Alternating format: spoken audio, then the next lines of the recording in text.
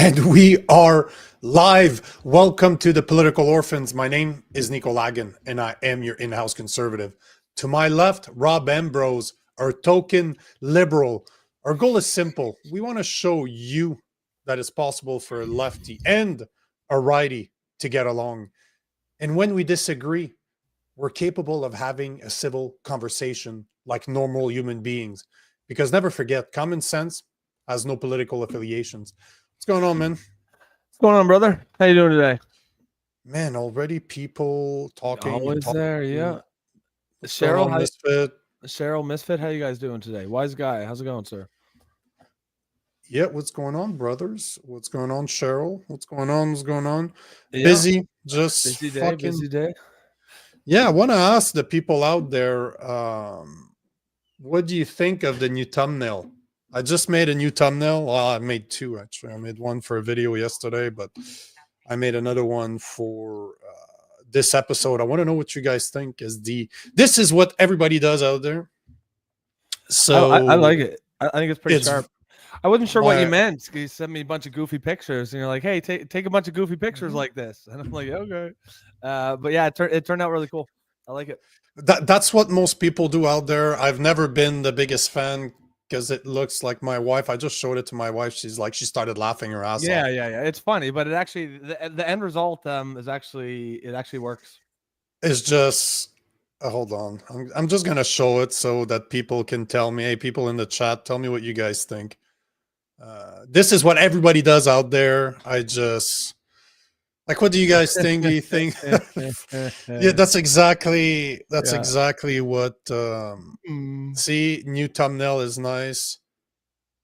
Yeah, there you go. Misfit. I think it's flashy, right? Provide. Yeah, I mean, it looks like the YouTuber. You know, it looks like they all do. Like I was telling you, my brother is a Dungeons and Dragons YouTuber. He's got like 120,000 subs. And he dumps. And it's exactly what he looks. It looks exactly like that. So, and I had what's going on? Squirrel nuts. Squirrel nuts, how's it going, brother? See, she agrees. So it looks like that is what it will be done. Yeah. That's how they're going to be done from now on. What's going on? So yeah, I guess it's unanimous. I will continue doing them like that. So yeah, I like that. It flashes, right? Yeah, you see it if you're scrolling. Unlike the other ones, that's why they do it, right? It captures the attention. So, well, yeah, exactly. And like you say, right? No need to reinvent the wheel. If all the big accounts are doing it, there's probably a reason for it. It's hitting the algorithm. I think it's because as well that it actually pops up. And man, let's talk about this. I just saw it on we'll start right there. Like no shenanigans, no fucking around. We're just going right into it. Yeah. Because I saw this morning because, I get up around 4:30 and then often I sleep on the couch because my wife is fucking trucking. Since she's been pregnant, it's fucking impossible to sleep next to her. So I always wake up around 1 or 2 o'clock in the morning. I migrate to the couch. And when I get up at like 4:30, I stay on my phone and I just look at what's going on and I take a bunch of notes, right? Just, people are talking about this. People are talking about this. And this is something I saw that I completely forgot. I just opened my X. I don't know if you guys saw this, but that guy's a twat. He's such a James Comey. I saw him. He's back in the news. He was all over the news in the 2016, the first term. But do you know what this is about? Do you know what the video is all about? Like, did you see this 47 thing? Yeah. Well, give us some context here. It's hopefully I'll see because it just popped on my feed, and I wanted to talk about it because I had forgotten. Like I saw it this morning, but I forgot to take notice of it because I didn't think it would be trending that much, but it is fucking trending everywhere. So the guy that you see on screen right now, let me make that bigger here. This dude is the former FBI director, James Comey. And over the weekend, he says that he was walking down the beach with his wife and they saw something on the ground. somebody had put shelves, organized little rocks together, and it says 8647. And he's like, oh, that's cute. I'm going to take a picture and post it on my Instagram. Well, fucking twat didn't realize that 86 is a server term that means when you're removing something, an items from your menu because you don't have the ingredients to do it or whatever. You don't want to do it anymore, but for some reason you're removing an item from your menu. It's called 86. That's the quote that they attach. So 8647, eliminate Trump is basically what it means. Yeah. So the former FBI director, like a twat, just takes a fucking picture and posts it on Instagram, and he's like, I didn't understand what it means. Bro, you're the fucking you were the FBI. Well, I know this shit. Yeah. Like, are you retarded? Like, what the fuck's going on here? I think that's probably even giving him a little too much credit. I suspect he probably made it himself, right? He put those shells there. Oh, shit. You know what? You're even worse than I did. I'm giving him credit as he's a twat that just retwatted something. See, I think this is the term now. The retwat. Yeah. This is when I'm retwatting. It is now, twat is now a verb. Yeah, so he retwatted something without knowing what it is, and that would be bad enough. That would be bad enough. But I suspect, like, you're not just a dumb influencer online that's 16 years old that's posting dumb shit. No, you're the former FBI director. Yeah. You don't check what you post before you post it. I check what I post before I post it. Yeah, you don't, and you're the former FBI director. Come on, twat. Like as Drew Cover says, 86 is a code for M for murder in the USA, and there's no reason to suspect that the FBI director would not know that. Of course, he would know what that means. As Pam says, if he didn't understand the meaning, why would he stop and take the picture? Correct. He would. Yeah, if he didn't understand that it had a meaning, it would just be a bunch of shells in numbers, and it wouldn't make it. There'd be no need to tweet it.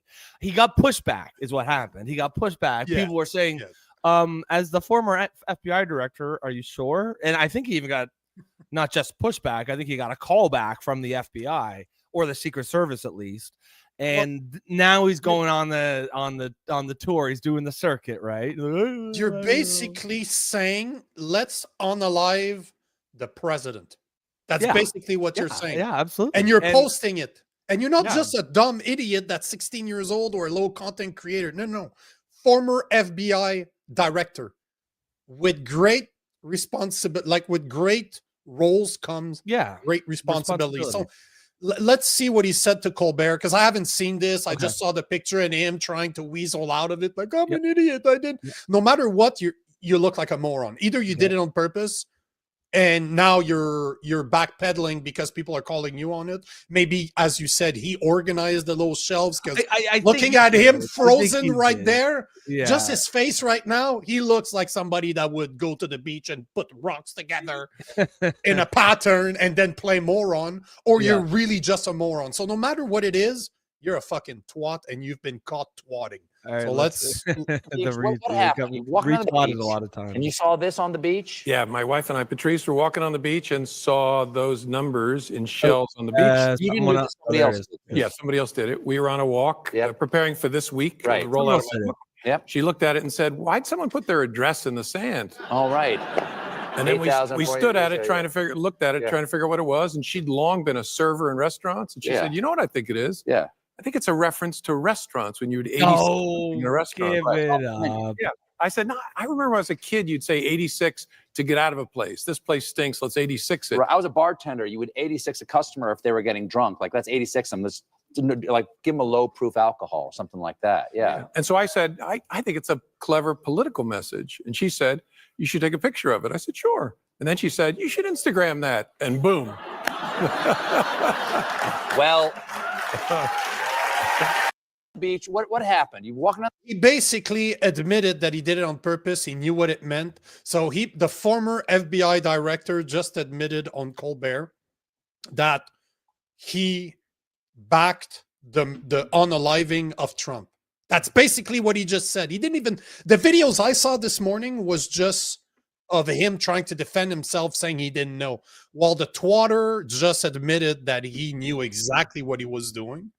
and he's married to a guy called Patrice.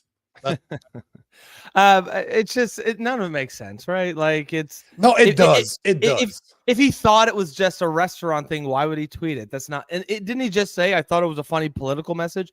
If it's just a restaurant thing, that's not a political message. And in the same breath, he's saying, "My wife said that 86 meant removing something from a menu." And he's like, "Oh, you should post this." Which idiot sees numbers on the ground and like, "That is a great Instagram picture"? Like, yeah, fuck off. Like, it's sure, cool story, bro. I mean, just own it, man. Just own it. Just say you did it. Like it's fine. Like if you're gonna tweet it, own it. I don't think it's like, I don't think it's a legitimate threat against the president, although I'm sure the Secret Service takes it seriously, and I'm sure that they did pay him a visit. However, knock. Just fucking own it. You look ridiculous. I don't know what it means. If you didn't know what it meant, then you wouldn't have tweeted it. He knew exactly what it meant. Absolutely. He's playing the little game. Drew says every American knows what that means. Yeah. This is complete bullshit.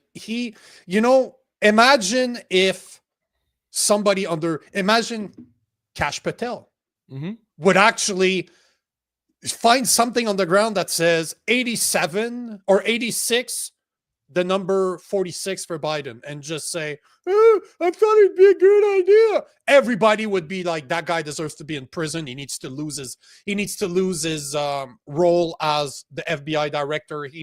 There needs to be consequences." But because he's a leftist that went after Trump for years, he tried to fucking go after Trump. He was part of the indictment that kept on going on in the US. Because he's a lefty, it's okay. Don't worry about it, bro. We got elbows up. What's the elbows up in the US?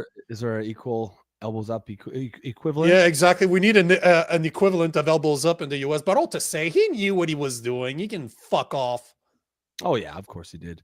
It's just kind of what we go on about all the time. Just keep it consistent, keep it fair for both sides. If it was Kash Patel or whatever, of course they'd be all over him. And personally, I don't really like, you make all the fucking seashells you want in the sand. Who gives a shit? But yeah, you can't be too surprised when the Secret Service comes at you if you tweet a message that very clearly is execute the current sitting president. And everyone knows what that means. That's why he tweeted it. Just own it, man. Like you're not. I doubt you're going to get in any actual trouble. But now, of course, he's going on the circuit. He's doing all the shows, and he's back in the limelight. And that's the vibe I always got from him in 2016. Like, he was in the news everywhere because he was, there was some scandals and stuff. And what did you hear? What did Trump say to you? Blah, blah, blah. And you could tell he loved it. He would always say how much he hated it, but you could tell that he loved it. So it's the perfect timing for his book release, because did you notice? Shit. Is he releasing exactly? Wow. Megatwat is releasing a book, and of course people are gonna buy it now. So he saw that as an opportunity to be in the limelight, promote his book. Now he's going on all the show, the podcast to talk about this. Like, by the way, guys, and by the way, I've got a book. He says it in the interview. I was taking a break, walking down the beach with my wife, taking a break from my book. So here you go. So now Megatwat is going to sell his book on the tour of 8647. Yeah, that's probably the cover picture, for fuck's sake. Misfit is saying something here where I actually have, I got the perfect fucking video. Thank you. I love when people give me segues like this, just because he's basically just, if we read what Misfit is saying, he's just saying, come on, Nico, let's be real. A lot of Canadians are dumb. Look at our current government situation. You are giving me the perfect segue for this video that I wanted to show, which is a joke, but is it really? I think Misfit's going to like it because he likes jokes. So I saw that this morning. Tell me what you think, if you think that woman is real, because this is fucking hilarious what she's talking about. But listen to this. Somebody asked me to describe Canadians in a nutshell, and I basically said, imagine the government comes onto the news and tells you to eat dog shit. like don't use bags anymore, just incorporate dog shit and cat shit into your diet. And then the CBC runs a news article about how amazing dog shit is. And then Vancouver and Montreal open up a restaurant called Poutine. And then a bunch of people go online filming themselves eat cat shit. And then if you question the narrative, you get called a racist, a homophobe, anti-science, whatever, anti blah blah blah, all the names that we get called. And then you question your own sanity because you're literally living in an open air insane asylum with a bunch of crazies run by lunatics called the Canadian government. So yeah, that's there you go, Misfit. That one's for you. Thank you for the segue. I wanted to see how I could integrate that in the show today. Thanks a lot, Misfit. Yeah. How we do it. That's actually really funny. Pam but says, she's not wrong though, right? Because that's exactly what happens in Canada. The government says something like elbows up, like I'll stand up to Trump, pushes it to CBC. Then a bunch of influencers and old people like Mike Myers start showing up. Elbows up. We'll make it at a hockey rink because people are all about hockey. And guess what? Elbows up, elbows up. So what she said is actually really true. And I wonder how long it would take if people are ready to take the whoop whoop without asking any questions. How long would it take before they start eating dog shit? Just because the government and the CBC and influencers are telling you to do it. Well, yeah, I mean, and it is kind of. I thought it was hilarious, bro. Not a good look for us, right? Like, if we just attach it to a hockey term, they'll just swallow whatever we say, and they were right? Like, elbows up, good. And people are probably like, elbows up, and then when someone's like, oh, it's hockey, like, oh, okay, I love it. Let's say it all the time. Let's put it on our car. They're not stupid, man. Like I said about Carney, he ain't Justin Trudeau. That dude's smart. He knows what he's doing. And people are falling for it. Clearly, people are falling for it. So, Pam says that's why Get Smart. Going back to the '86 thing, that's why Get Smart was '86. Oh shit! I didn't know that either. I remember that movie. Remember that? I remember that movie. And that 40-year-old virgin with the Rock. Like, yeah. With the Rock. The Rock is like the main guy. That's the movie, right? Yeah. So Get Smart is the movie, and it's based on a '60s TV show from a long time ago with. Don Adams, I think the guy's name was, but it was a great show. But yeah, he was Agent 86, and I guess I never put those two together. So you've been today old? Yes, today old. I like that expression. How old were you when you learned about it? Old. I was today old. Yeah, exactly. All right, we'll take. Misfit says the pros don't even put their elbows up. They just open wide. And okay. I thought you meant the actual hockey pros. I'm like, yeah, they don't even do the elbows up. But then I see he said they just open wide and let it slide right down. So that's where he's going with this. Tony, good day to you. Yeah, good day to you, sir. What's up? A wise guy. I think the first guy I heard it was in Gangster sitcom, and maybe even Maxwell Smart, as Pam said. That makes it the 70s or 80s. Yeah, it was. Maybe it was that. It was a long time ago. I got some. Yeah, so man, we're already 2 in. Yeah, I know we're getting good at minutes this. In. We're getting good damn. at this. So I got. So if you got, did you guys see this? This is before you do. Let's do our spill for the new listeners. Oh yeah, guys. If you are listening today for the first time, welcome. Hopefully you stick around. As you can see, our show is very heavily based on audience engagement. So one way you can support the show is stick around, be part of the community, ask questions. We will answer it if we can. If you really like this show, if you like what we bring to the table, if you like the space we're trying to create, the best way you can support us is to become a member. You can do so by joining through YouTube. That will give you, of course, priority comments. I know the audience that really gets them excited when yesterday when we were doing the spiel, they were all like, oh yeah, priority comments. Their legs were shaking, they said.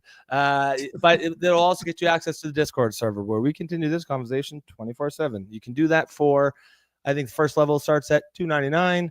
And it's the best way you can support us. It gives you access to that server, and you can be part of the community. So if you think this is if you like what we're doing here, that's the best way to support us. And if you don't want, but if you don't want to support us monthly, you can pay for a super chat. Yeah, make sure we get your super chats available. If you don't want to give us money monthly, we accept daily bribes.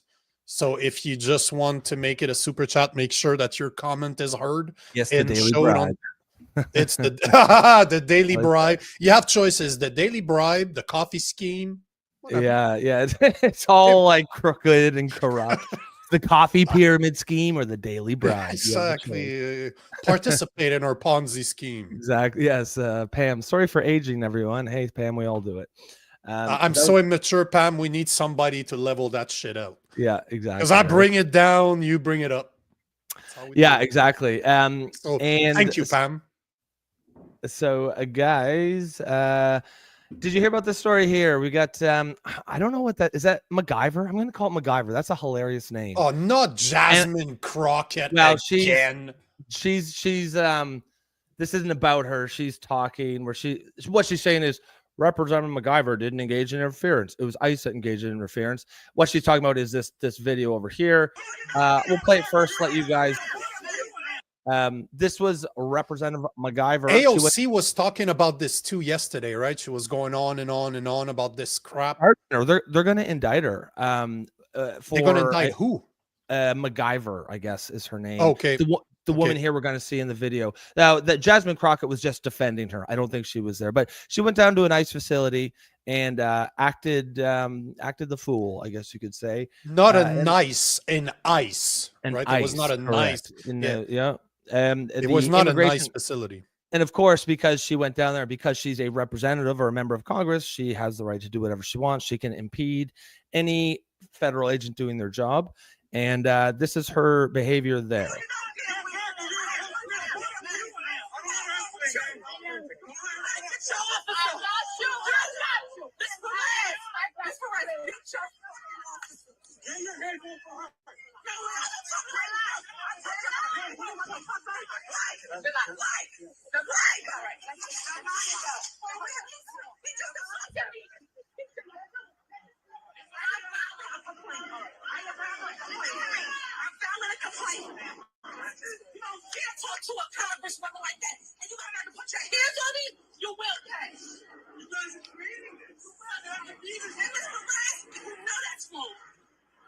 So this segment is going to be, you ever see on social media where they do shot chaser, where it's like before and after? This will be the shot, and I'll show you the chaser here in a sec. So she's a U.S. Congresswoman. She's fighting ICE. She's putting her hands on ICE agents. While saying, don't you dare put your hands on me. I'm a U.S. Congresswoman. And so that's it. So that is the shot, as we call it. And here is the chaser. Breaking: Democratic rep charged with assault on federal agents at ICE facility. So this is from, it was, what's her name? Elena Habit, who's actually, I think she represented, it's a thread on it, but the gist of it is she's been charged with obstruction. And as I see in the comments there, so U.S. Attorney Habit tried to resolve inquiry. McIver refused. Every chance to come clean. Now she's facing serious legal charges. And now you've got, as Sasquatch says, you got AOC jumping in. She's in some deep shit too. So where's that video? Because again, that's one of those things that I saw this morning. Yeah, and AOC was talking about it. Now I can't find the video because the AOC video. Yeah, like she does lives almost every day, right? She goes on her. She puts her phone and she just starts.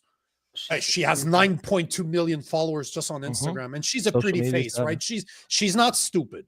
Yeah, like don't think that AOC is dumb. She knows exactly what she's doing. But she had a spill on this that I saw this morning, and I don't know why I didn't fucking save it. I think I might have it here. Oh wait, it was a short clip because the only thing I can find is our full live, and I can't stand her voice for that long. Yeah, for the whole fucking way. There is no way. Yeah. She's not bad on the eyes, but tough on the ears. But yeah, I just think that's so ridiculous, man. Like, there's just the entitlement, right? Yeah, of course you're a congresswoman. You do not get to go down and impede federal agents. And I like it. I think it's a good thing that that they're actually coming back. They're coming back on her now. She's getting charged, and we'll see where that goes. But yeah, and of course AOC's putting in her 2 cents. Yeah, I would like to see what she had to say about that. But I think we all know what.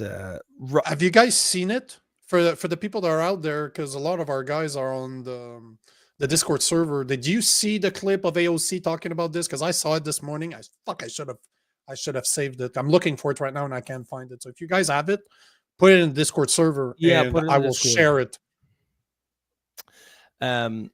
But yeah, no. So we'll definitely. What did Croquette? The post that you had shown had Croquette, the other black girl, like the other black one that likes to make fun of Hot Wheels. Like she came up with the Hot Wheels term, which I absolutely love, by the way. But what did she have to say? Because right now, I don't know if you see this in the US, but right now there's a tendency, or there's kind of a trend to put pictures of AOC with her, as in they're the future of the Democrat Party. Like, this is fucking insane. That's sad, because she's an idiot, man. Like, I think AOC is in her own way kind of smart, but this person is not an intelligent individual. I'm pretty sure she was just like a social media influencer, had a following, and then jumped into politics. And of course, got elected. Same thing. Not too bad on the eyes, but here's what she has to say. It's pretty sad to say that AOC was a bartender and she's the future of the Democratic Party. Same thing for her. Like, this is how low you've come. If that's the future, man, that's and Bernie Sanders admits that the Democrat Party is a threat to democracy. Yeah, that's not. Fetterman is looking better by the day. Yeah, well, fuck. Even if he has another stroke, he's still looking better. This administration is criminalizing legislative oversight, and the Republicans on this committee are helping them to do so. Rep. McIver didn't engage in interference. It was ICE that engaged in interference, while members of Congress attempted to conduct legitimate oversight of ICE facilities. That was not oversight. There's a way you can conduct oversight, but that ain't it. Just going down, like I mean, it's literally on tape. You can watch her doing it, putting hands on federal agents. You gotta let them do their job. You might not like it, but unfortunately, fortunately, that's how the world works. You gotta let the federal agents do their job, even if you don't like about it. You're in Congress. You've got a platform. You can do something about it. Raise your voice, speak, but you can't go down there and be grabbing at them. You can't get in the way. You can't obstruct them, or you're going to find yourself charged, as she did. And the thing to remember is this is the exact reason why you do not want to have activists with roles in parliament, because those people are activists first and foremost. They're not 100%. Politicians. They're 100%. Activists that became politicians to continue pushing, to have more power, to continue doing what they're doing on a bigger scale. And that tells you right there, you do not put your hands on an ICE agent. I don't give a fuck who you are. You do not touch those people, because those guys have certain rights to defend themselves. And guess what? They're trained. Unlike your fat ass, they're trained. They can hurt you. That's assault. You don't put your hands. Did you see those videos in the US where you have police officers where they allow people to touch them, and then those same people go to Russia?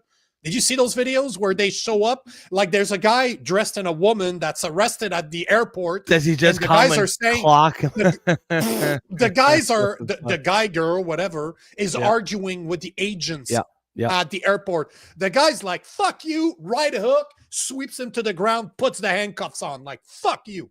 No, that shit works here, but it is not realistic. But we've allowed this type of behavior to be acceptable. Yeah. But it's only acceptable in North America. Outside of North America, you don't put your hands on a police officer, bro. Something's gonna happen. Those people have roles that gives them power to defend themselves, and guess what? You're not gonna fight that activist is not gonna fight an ICE agent. She's not. It's not gonna fly in China either. For example, go down to China and try doing that. That ain't gonna fly. Nope. But we'll keep an eye on this one, because that's an interesting one. I gotta say, that's very, very interesting, because it's gonna be. I'm gonna repeat myself, but it's gonna be interesting to see where Trump goes with this, because he's not gonna let that fly. You know what? He's gonna take advantage of this situation to say, this is a problem. This is what we've been seeing. This needs to stop. You need to have a certain amount of respect when you're a politician. You're supposed to represent the people. 100%. We don't want twats twatting like what she just did there. There has to be consequences. Yep. Jason, what's up, brother? Jason says, I don't think Crockett is more or less smart than the other politicians. Ted Cruz went to Harvard and is dumb as disco. Yeah. I disagree with you on that one, bro. Did you read his book? I think read his last book and tell me he's an idiot. I don't like him at all. He's got that Weasley way about him. You know what I mean? He's at the end of the day, he's a politician, bro. I dislike most politicians just because they're politicians. Yeah. But to say that he's dumb is quite inaccurate. Plus, he has a very cool story. If you read his last book on woke, I think it was called, it's actually really good. His book is actually legit. It's very good. As much as I don't like Ted Cruz, his book was still good. Pam says, I did laugh when she called Abbott Governor Hot Wheels. That was funny. I'm not gonna lie. It's funny because that was like the one thing that she got a lot of heat for from the left. That was like the only thing. What did I say? What did I say back then when it came out? I'm like, Abbott should embrace it. Make some T-shirt, have some fucking stickers put on your wheels. We did a piece on it. I would have contacted Hot Wheels. Hey, let's figure out something. Make a car. Make Governor a car of me. In just my wheelchair. I would have embraced that name. It's a great name. You don't make up your nicknames. Just fucking embrace them. This is marketing 101 right there. I would have fucking embraced it's a great name. Hot Wheels? Are you kidding me? Fuck yeah. What's his first name, Abbott? He's the governor of Texas, right? Greg, I believe. I would have changed my name everywhere. Greg, Hot Wheels, Abbott. I would have embraced it.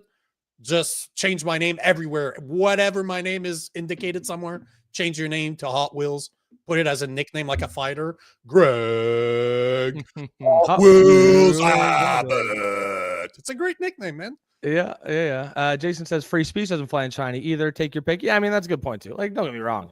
I don't necessarily want to live in a place where the police can go around fucking clocking people wherever they want. No, but if you put your hands on them, well, yeah. I mean, there has to be limitations. Yeah. There has to be limits as to what she did there was not right because she did put her hands on them. Yeah, well, I mean, she probably should have been arrested right there. But the fact that she didn't already shows that she has more power than the average individual. Because as just a citizen, they would have put their hands on ICE. I don't think that would have flied. I don't think that would have worked out very well. Yeah. Sasquatch says, yeah, I agree. Rob Cruz is more weasel than most, but he isn't dumb, like Nico said. Or like Nico said, he isn't dumb.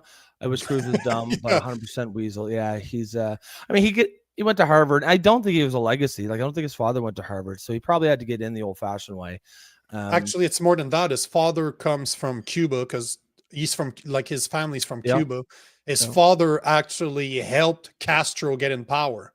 He was part of the movement that got Fidel Castro in power. His father was a big socialist. He was part of the movement that instilled Castro in power. But when Castro got into power, he started to realize what type of person that was, started complaining about Castro, and he had to go to the U.S. to not get killed, basically, to not get in trouble. So he immigrated to the U.S. I think he studied in the U.S. That's how he got into the U.S. And we're talking about the father here. And he started going on tour talking against socialism. He talks about it in his book. His book is actually, it was a very interesting read. Like, it was fun to read. It's a cool book.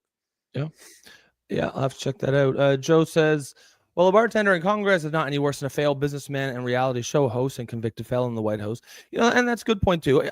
You hear this all the time, like, what qualifications do they have to be president or to be senator or whatever? And there really isn't any, right? Like, there isn't any real qualifications. Like, there's maybe some things that might better prepare you, but there aren't really any firm qualifications. You can be, leadership, right? Leadership. Yeah, 100%. Being charismatic, probably being one of the most important ones. But put his comment back on, because this Joe is completely false. He is not a failed businessman. We need to stop calling Donald Trump a failed businessman. That guy probably owns 50 different corporations. And if you understand how it works in the back end, they're all connected. So if he closes a bunch that don't make money, he doesn't care because there's still a bunch more making money. The fact that he lost on one side, he transfers that loss to the businesses that he's making money on, and he pays less taxes. So he's not a failed businessman. And the fact that some of his companies went bankrupt doesn't mean anything. It's fine. To him, he didn't lose money. I guarantee you that he's still making more money. So calling him a failed businessman is incorrect. I think he got a lot wealthier after his first term in 2016. Actually, no, he lost money. He lost. Of course he did. Of course. How did he? How? Because he's not concentrating on his business. Of course he did. Yeah, there's huge benefits to being president. There's all you don't like. Do you actually think he's not corrupt? Do you actually think he's not corrupt? They all are. They all are, for sure. Of course, they all are. Every single one of them. He has absolutely no compunctions about cashing in that. Like, he's making money that we just have no idea about. But he didn't need to. That's the thing. He did not need to become president to make money, unlike Obama, for example, unlike Biden, unlike Bush made shit ton of money afterwards. If you look just in Canada, Justin Trudeau was already worth a couple millions, but now you see some of the estimates of how much he's worth. So yes, absolutely, there's a lot of fucking potential for making money when you become the leader of a country. No questions about it. What I'm saying is that he was already rich before it, unlike most politicians that become rich while doing it.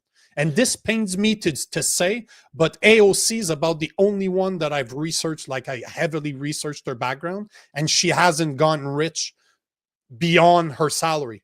Like, everything her worth right now is like $1 million, which, considering the amount of money that she makes, it's pretty standard. Like, she's not, as much as I dislike that woman, she is about one of the only politicians that I looked into that did not have a disproportionate net worth compared to before they started and after, or like a Nancy Pelosi being the perfect example, right? Well, all I'm saying is it's let's not underestimate a guy like Trump. As much as yes, he's corrupt, as much as is he doing this for the betterment of mankind? Yeah, no. They all have an agenda. I don't know what the fuck his agenda is outside of maybe power. He has all the money in the fucking world. What else does he need, right? So let's not say that those guys are not corrupt. They're all corrupt. Psychologically speaking, if you look at who is likely to go in politics, they're all narcissists. They're all sociopath and narcissists. So those are the people that want power. That's all it is. Politics about power. It's not about helping the people.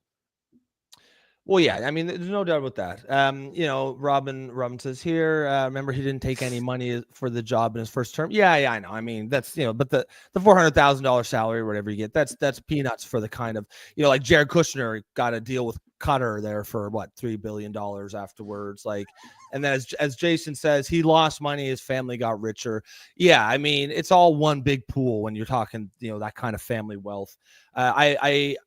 I have no doubts that his net worth, or at least his access to money because his family's net worth, has gone up significantly. But that is not, you know, that they all do that, right? What's Obama's net worth? Like fucking 100+ million, right? You know, yeah, and it was nothing. You don't when get that he was from just doing a governor. no speeches, right? Like in some ways, this is a perks of the job. This is why many people become presidents these days, because of the perks you get after you're president. You get doors open to, you get deals offered to, contacts. You get contacts that are worth their weight in literal gold.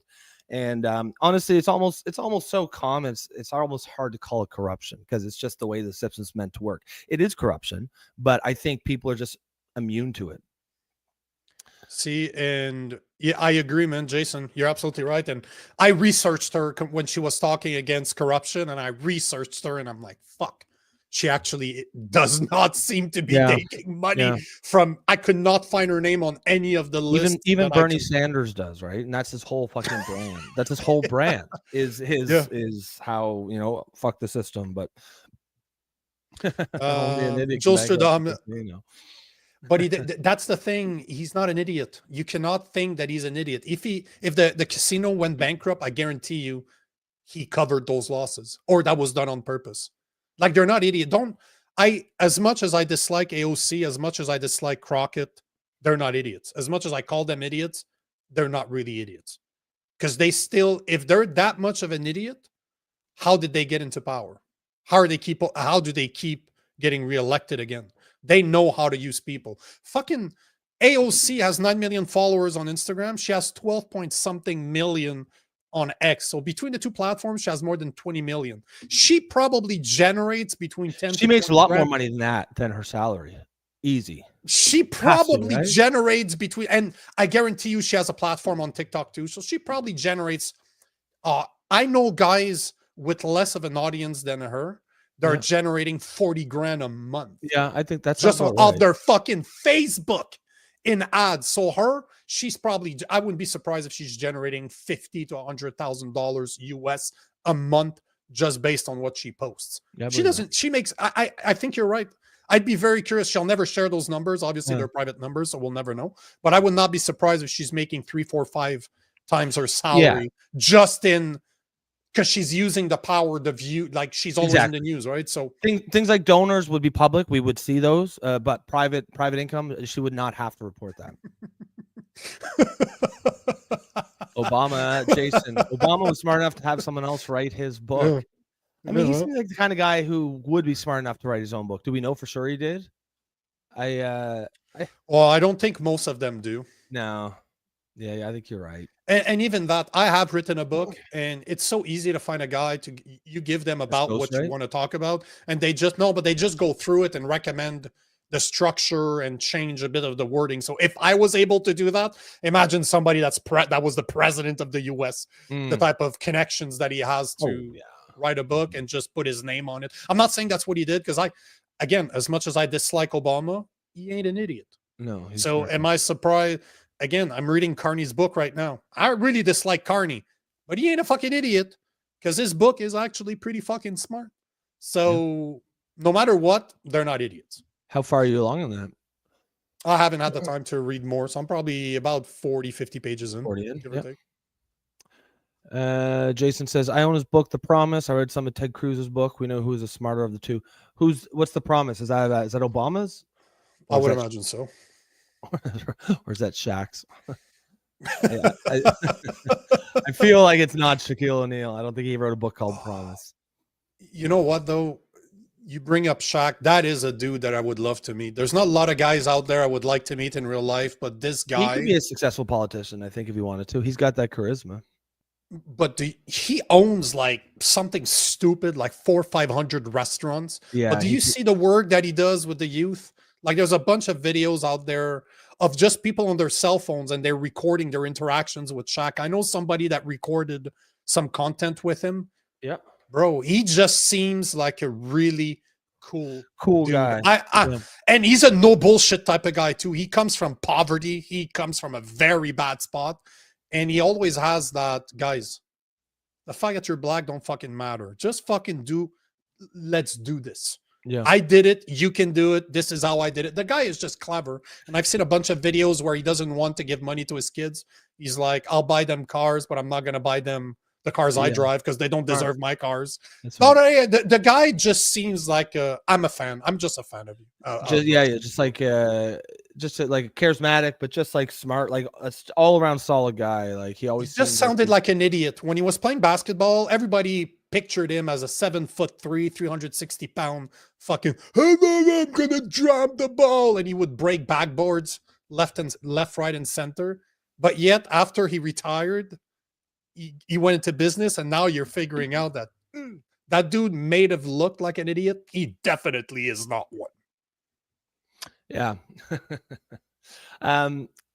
Jason says, Nico, if your father left you 100 million plus, you would have been way better than Trump. We are giving him way too much credit.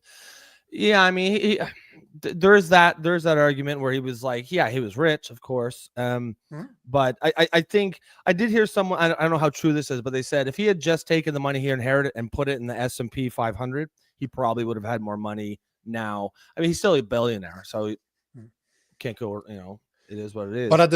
But at the same time, if you look at wealth, it is normally destroyed within 2 generations. So let's say that the grandfather, let's say that I build wealth. I build 100 million, just for sake of argument. It will take 2 generations. My grandchildren will destroy that wealth. Unless one of them was like talented. Unless I taught them, unless I taught my children to take care of it, to grow it, and my children actually teaches their children, so my grandchildren. But it shows that on average, it's 2 generation. As soon as you have 2 generation detached from who built the wealth, they don't understand the value of money, and they just burn it out. That's why if you look at people that have been rich ever. You look at the big, like the DuPont family of this world, they teach their kids from a very young fucking age what is the value of money. How do you make more? So and a lot of you those have to have savvy parents. Yeah, and a lot of those, like the DuPonts, are not necessarily running the business. They hire professional business people to run the business. Their kids just get shares and you know, a yearly whatever the fuck, you know, a shit ton of money, trust funds, and all that. So I'm not trying to give him enough credit. I'm not trying to give Trump credit. I'm saying that we should not underestimate him. That's the point I'm trying to make. Misfit says, did he build $1 billion from nothing, like a Jury's Jeff still Bezos? Out on that, brother. Was a Misfit says, what I'm hearing is Rob might seem like an idiot, but might not actually be an idiot. Yeah, jury's still out. We're not really sure on that. I will say. Yeah, time will tell. Shaq was taught how to fish. Yeah, that's a good analogy. He definitely is. I think so. He took a skill that he had, basketball, and he certainly turned it into. Cause I just looked up his net worth. He's got $500 million. You know, that's not. Oh yeah, he has like 400 or 500 restaurants. Like he owns a shit ton of fast food restaurants. So. Yeah. Jason, 36% of billionaires inherited. You would have to be an idiot to lose all that. So yes, not an idiot, but let's not make a logical leap the other way. I mean, yeah, if you have an X amount, if you have billions of dollars, yeah, it'd be hard to lose it. I think like. I heard something what Nico was saying, but it was something like where you're talking family business. If your wealth is tied up in the business, that's why they usually will privatize it or sort of, or, you know, they won't actually have the actual kids running the business, because by the third generation, they just become idiots. They're pampered. They're spoiled. They really don't have this, any sense of money. And I think this is also a beautiful thing. And this is also true in any major lineage-based hierarchy, like even monarchies and stuff. There's a reason why you know, now those have systems built into it to protect it. But you know, eventually they get some inbred monarch who just completely, you know, the mad king or whatever, who goes crazy and destroys it. But Jason, if you're saying that 36% of billionaires inherit it, that means that 64% of them build it. That's my point. And out of that 36%, how many of those destroy that wealth? So basically what you're saying is that most billionaires are self-made, which is insane when you think about it. So that's my point. How long do they, like a guy like Jeff Bezos, basically, from what I understand, he did not start with money. Maybe his parents built it totally. Like, but you know, maybe his parents were educated. Like he wasn't dirt poor like Shaq was. Because from my understanding of Shaq's background, the way he talks about it, he was fucking poor. And basketball is basically how he made it. But at the same time, if you hear about him speak about his father, about how to this, like, I don't know if his father's still alive, but how he would never speak back to his father, how his father was a really strong worker. And Shaq complained to him. He's like, are you serious? You're an overpaid athlete and you have the balls to complain when I've been doing my job for X number of years making dirt money? Are you fucking kidding me? So this is the type of father that you want, and Shaq talks about it, and it seems like he's passing down those values to his kids. So maybe his money won't be squandered in 2 generations. But Jason, if it's true 36, and I'm gonna trust what you say because you're normally pretty bang on. I know you do your research before you speak, but that still means that 64% are made. That's insane when you think about it. Yeah. And yeah, because I think the 2 generations, because you have, let's say you have that self-made billionaire, he's going to have a certain ethos, a certain work ethic, and that's never going to go away. It doesn't matter how much money he has. His kids will probably get most of that because he'll instill it directly into them. But or they see it, even if he doesn't instill that, they're there. They see it. Now his grandkids though, who will they won't learn it from his kids, right? That's where it really starts to break down. Nick says, not just money, but also through pedigree. Look at Paris Hilton. Anything she has done is based on her last name. Yeah, her last name plus. And the fact that she's good looking. Yeah, I was going to say good looking. Yeah. Sex tape. Yeah, people love attractive rich people. But she was good to keep herself in the public eye, though. Because she did a bunch of reality TV at the beginning of the reality TV, right? Yeah, and I mean that was the beginning of like whole social media thing. And in fact, a lot of these rules were kind of written by, you know, her. Her and Kardashians. Yep. And they were, I mean, there was directly, I think the Kardashians piggybacked off Paris first. They were buddies. And then they use that to start their show, get their sex tape. And then, of course, the rest is history. Well, it's the mother. The mother of the Kardashians actually extremely intelligent. The rest are not very smart. But her, the mother that used her daughter's sex tape in order to that's there's something icky about that, right? A mother using her daughter's sex tape. Look at all Hollywood actors. Yeah. Look at Hollywood child actors. We're just talking about this yesterday at the dinner table. It's insane that parents would let their kids unsupervised in Hollywood with everything, with guys like Epstein and Diddy, and they're rampant everywhere. So, you're selling your kids. Let's be honest here. Robin, the mother pimp. Yeah, that's right. The father, Robert Kardashian, he was one of O.J. Simpson's lawyers. So, I mean, he was obviously a smart guy. If the glove fits, you must put it on. Yeah. Quit. Yeah. Do you remember that Seinfeld part? That Seinfeld episode was way better, though. Oh, was it? Bra? I like when they do that. Yeah. No, with the bra, like if the Haber put the bra, you can't put a bra on top of fabric. It is meant to be against the skin. Yeah. I like when they do that. They did that one with the JFK thing. Remember, like the Kramer's walking with through the spitting. That was one magic loogie. He's like, so the loogie goes around this direction, it turns around in midair, mind you. Seinfeld was not a dumb show. It sounds stupid to people, but if you understand what they're basing their information on, like their shows on, they're clever. They were very clever. Oh, absolutely. Now, are we? Let's got a couple of these other mini topics for 10 or 15, and we'll get to the main. Oh fuck, bro! I have like 10 of them. I have a bunch of them. Let's hit a couple. Let's talk about something that Cheryl's actually shared on the Discord server. Thank you, Cheryl, for sharing this, because this is one of those things that I read about it yesterday when I was half asleep and I completely forgot to write it down. And you reminded me that we should definitely talk about this. This is kind of interesting, but the Liberal MPs voted whether to give themselves the power to order leadership reviews. So basically, it's a very interesting concept. So it seems that the Liberals are going to vote, right here, the new Liberal caucus is set to meet on Sunday, the first time since April 28th that saw the party return to a fourth consecutive term. Basically, they're going to try to figure out if they can have the power to remove Carney from the leadership.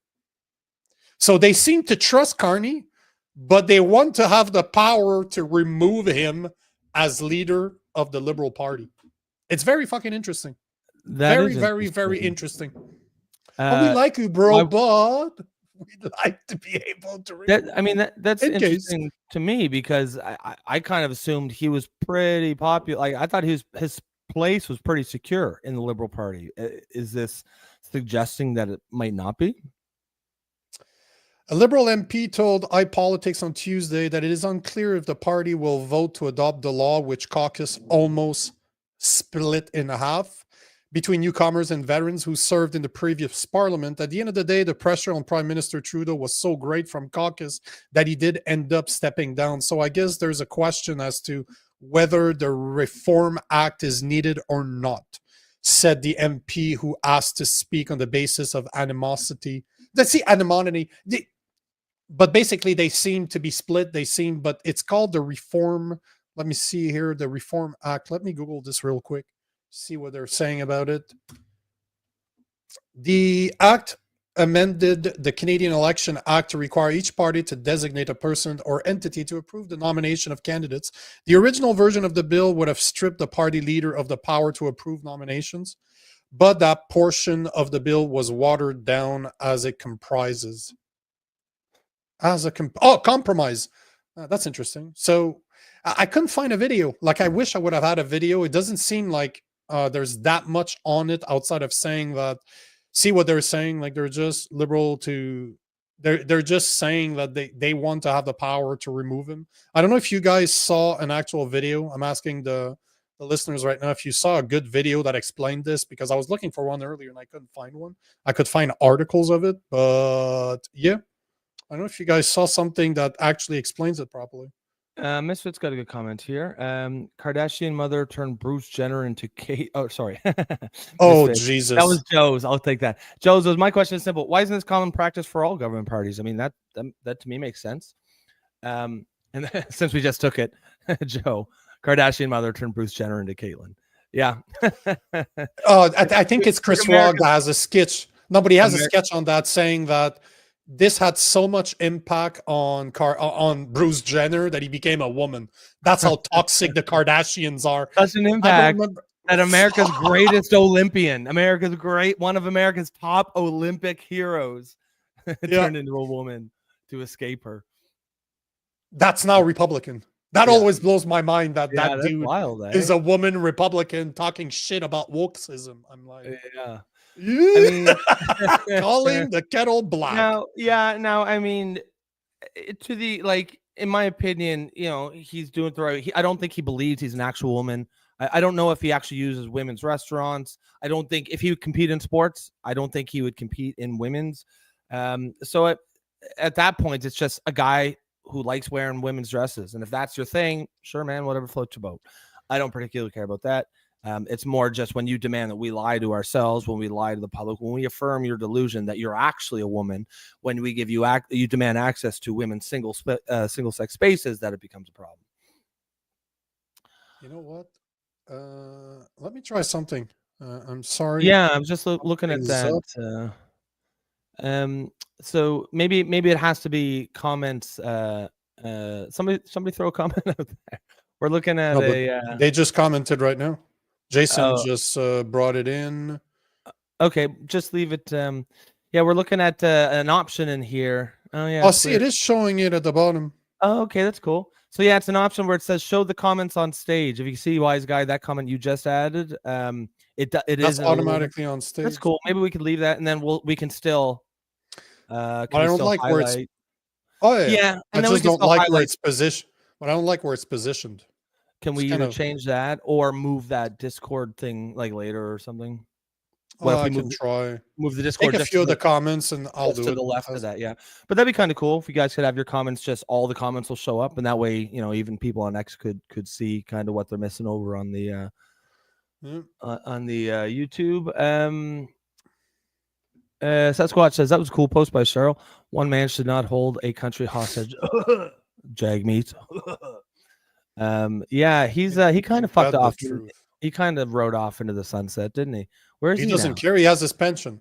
Pension that's worth millions of dollars. Got filthy rich while he was in power. Like the dude is. He was on the board of massive companies. That's what's gonna happen. That's their goal. He was. He was while he was as an MP. NDP. Oh yeah, he didn't give a fuck. He didn't. He made a shit ton of money while he was an MP. How is that legal? How is that legal? How is fucking Nancy Pelosi worth $250 million on a $250,000 bank salary? Oh yeah, that's right. I mean, we all know what's going on, but I guess it's just corruption in plain sight. I guess if it's so obvious that it's right in your face, then you don't. I guess they assume that it's never.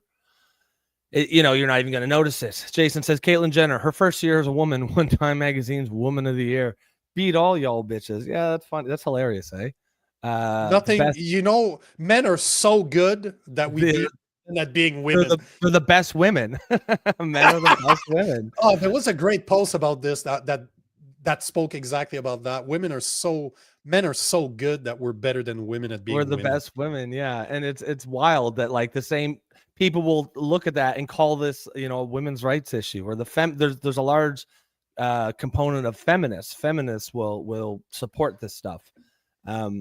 It's wild, man. It's gone complete circle. Feminism, it started as obviously meant to be, it started to get equal rights for women. Once those were gone, then it just delved into, went too far and did some stuff that weren't really about equal rights. And now it's all the way back to demanding men have access to women's sports and women's prisons and women's women's bathrooms. So yeah, Let me, you know what? I'm just gonna cross all the stuff that I wanted to talk about because there's a few things I wanted to bring up, like super fast. Let's try to do like a fucking roll this shit, like 10 subjects and like lightning round. Yeah, I should have an animation done. Yeah. But like 10 subjects in like 10 minutes. Yeah. This is one that I found very fucking interesting because this is obviously this is something I speak about all the fucking time. I'm just trying to bring it up, and the article comes from the Epoch Times, which we need a sponsorship from you guys. If you ever see these videos, I talk about you guys all the freaking time, so we need a sponsorship. But I found that to be interesting. Public servant who refuse COVID vaccine on religious ground win arbitration. Oh, how cool is that? Yeah. I did see that. So I think that's cool. Yep. I like, and if you watch the show, I'm not as anti or whoop whoop as Nico. I'm not anti. Oh, you're stealing that out. Whoop whoop. Yeah. Whoop whoop. I think they have their place. One thing I am quite anti mRNA or mRNA just because I don't, I'm more like the older ones that have some history behind them. I know that. I know they can cause injury, but I do think they do have some benefits against some of the older diseases. That's my take. One thing I'm firmly against is anybody being forced to take any medication for any reason. I think that is, I think that's where the common ground on this issue is. Like I have definitely evolved on the issue. I didn't see it as a big issue back a couple years back. Now I've evolved. Now if they tried to start now, I'd be out in the streets with the, I'd be out on where I was. Yeah, I'd be out on the convoy. I'd be out with those guys. Elbows down. Yeah, elbows down. Exactly right. Just because, it's more about it's more about just basic freedom, the right to put in your body what you want and what you don't want. And I think it's a real dangerous path, a real slippery slope when you get government. Did you hear Singapore? They just made it illegal. Go ahead. Yeah. But I just wanted to let's just finish this before, because keep what you're saying, because I had another one that's going to bring another topic I wanted to talk about that I completely forgot. Because it goes against what you're saying. Like it's a complete opposite. But okay. Here you're saying that a federal judge dismissed a class action lawsuit by 330 active or former Canadian Armed Forces. So this is kind of cool though. That they seem to be winning, seems to be about the military, because they also mentioned that blah blah blah health workers saying that it was moot or no longer relevant. So you're starting to see that. Which one was it? It was right here. This is Alberta court also ruled in favor for a former WestJet employee who was terminated for refusing to take the whoop whoop.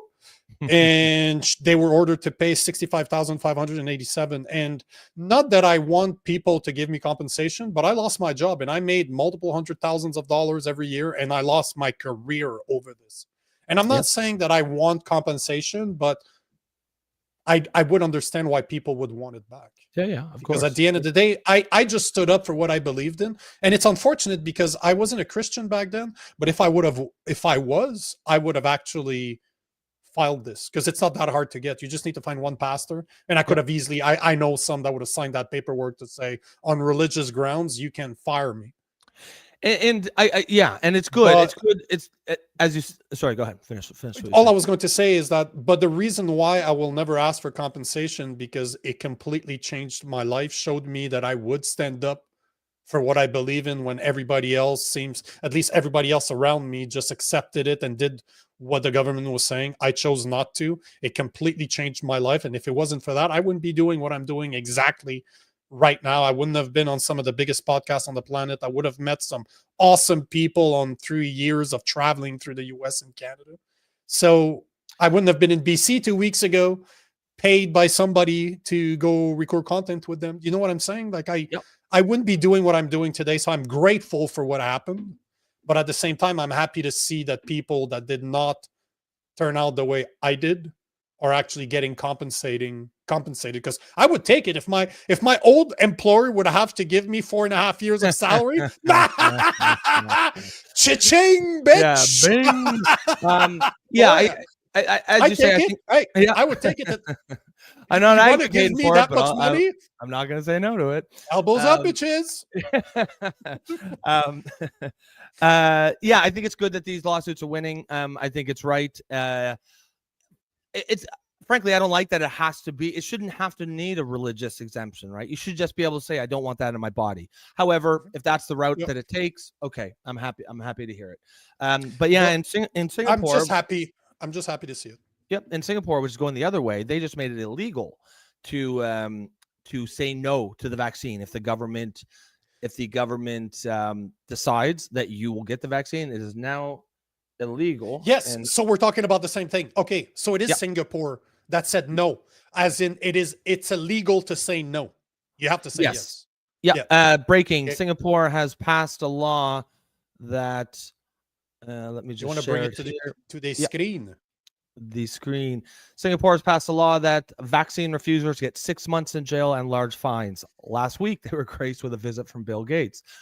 Things that make you go, This week's they are graced by the visit by Anthony Albanese. Have no doubt these people are planning your imminent death. That's from the White Rabbit podcast. And yeah, there's some other, there's the I'm not sure, like the Bill Gates thing. Oh, that's certainly interesting, food for thought. I actually don't know who Anthony Albanese is. But the fact is, this is a law that they just passed, and that is going the opposite direction. So you've got some, opposing forces here. But again, I'm not necessarily anti whoop whoop. Maybe as of yet, I do see a comment here from Wise Guy. Watch the High Wire. Is this a documentary? Is this a show? So put it in the Discord. I'll check it out. I always want to be informed. I always want to make the right decision. And there's a lot, there's misinformation on all sides of this topic, and it is hard to drill down into it. One thing I'm quite certain of is that the mRNA whoop whoop is a brand new technology that is not proven. And even if it was, I just, as a general rule about bodily autonomy, I'm firmly against any government telling any citizen to forcing them to put anything in their body. Getting a lot of great comments here. So, but you know what? There, and we'll take some. What bothered me about this whole thing is I'm the guy that fasts all the time. I'm the guy that weighs his food. I'm the guy that makes sure that I go to the gym 4 or 5 times a week. I'm sure that I'm meditating every day. I know the type of content that I'm listening to will affect the way that I think. I read a lot. I spend a lot of time in nature. I'm the one that's always been super careful about those things over the last decade or maybe more. And then I had a bunch of obese people telling me you're the problem. I'm the problem, and I'm going after your health, bro. You're literally telling me this with like between 2 bites of fucking McDonald's. Are you fucking kidding me? Fucking tubs of butter, fucking wheezing to get up the stairs. Hey, man, back then I was training 10 times a week. I was 5 times at the gym, and I was teaching martial arts 5 times a week. I was probably 10% body fat at about 190 pounds. I was fucking shredded. And you guys are telling me that I'm the problem when your fat ass hasn't seen the inside of a gym ever? Like, this was the joke, right? When my boss approached me and he told me that, you know what I told him? I'm like, you can go fuck yourself. And those are the words that I use. Like, bro, you're a fucking obese fuck, and you're telling me that I need to be, hey, fuck off. Like, fuck off. So this is the part that bothered me, right? And I was ostracized at work. I was ostracized. Really, that's not right. That's not right. And even back then, when I wasn't really eyes open, I was never like that. I always understood that. Like I just didn't give a shit. I like, if you don't want to take it, don't take it. I never agreed with ostracizing people. Remember, imagine working in a company like that, and I started creating content around the end of 2020, give or take. Yep. All my content was me giving hugs to people in the middle of you can't be within 6 feet of each other. And I'm posting that shit everywhere. Everybody at work knew what I was doing. And I was basically like, I did not give a fuck. I've been ostracized my whole life. I look like a criminal working with engineers. I'm the only guy that's not a real engineer. I just weasel my way through with You're brains. like the guy from So yeah, like they've always hated me no matter what. All they needed is a fucking excuse to put a tag on me. Yeah. So you know what? It's fine, but I thought it was funny because I was the only one standing up for what I believed in, and I got ostracized for it. But again, I wouldn't be doing what I'm doing today if it wasn't for them. And you know what's worse is that I know they see my content. I know they see it. And it makes me fucking laugh because none of them have the balls to say anything. Yeah. Good or bad, they don't have the balls to say anything. But I reach millions and millions and millions of people every month. So I know those fuckers are seeing this, and it's fucking hilarious to me. Yeah. So, yeah. you know, it is what it is. But I think, yeah, it's funny how this stuff works out. I mean, obviously it's worked out for the end, but yeah, as Pam said, she's sorry to hear that. There's a ton of really good comments on this topic. You have nothing. Hey, Pam, you have nothing to be sorry about. I don't regret it. Best decision I've ever taken in my life. So absolutely not. I've learned a lot about who I am because, man, even my family didn't talk to me anymore. I don't talk to my family now. And it's all based on the big crux. Is that what started it? Is that what started it? Yeah. My mom told me when it was going on, when I was about to lose my job, that I deserved it. My own mother told me I deserved to lose my job because I didn't take the whoop whoop. That's bullshit. Yeah, it's destroyed families. You remember like Thanksgiving or any holiday where they had people driving around the streets and looking to see if you had too many cars near the driveway, and then you get a knock on the door, compliance officer. Like it was pitting people. It was splitting families apart. You had people scared. There's still a large and thriving, they called themselves COVID conscious community on social media, and they're fucking nuts, man. Like they're ruining their kids' lives. There's people who are like, like you'll see one of them will make a post on social media and I'll be like, guys, I don't know if it's still point to it. Like, should I send my kids back to school? They've kept their kids out of school. They've kept their kids haven't had friends. They haven't had play dates for years. And then of course everyone's like, no, you're doing the right thing. You're doing the right thing. And they're like, okay, thanks. I needed that. Like they're just wallowing in misery. They're like the Japanese soldiers, the dead enders at the end of World War II, who were on the islands and didn't know the war was over. The fight in the war that ended years ago, and they don't know it and don't know it's over yet. If you want to understand the psychology behind it, this is a book that Jordan Peterson recommended years ago. It's called Ordinary Men by Christopher R. Browning. And it speaks about the Second World War. You know, the Germans, I think it's based in Poland. So the German army would go invade villages after villages after villages, and then the military police would come in and they would take over the army to establish the new rule of law. The army would move to the next village. So basically the whole book is a researcher. What he did, he looked at the people that refused. How did it change? Because you know that most people don't understand this, but it's not the military that killed a lot of Jewish people. It's the military police, the people that were left behind. They're the one that were rallying all the Jews and putting them into camps or shooting them in the woods. It wasn't the military, it was the military police. But they were told at the beginning, you need to do this. And the guys are fighting it. They're like, no, don't want to do this. Like, this is not right. Like, what the fuck are we doing? We're not talking about fighting a war here. We're talking about unaliving people that are defenseless. Like, we already won. Why the fuck are we doing this?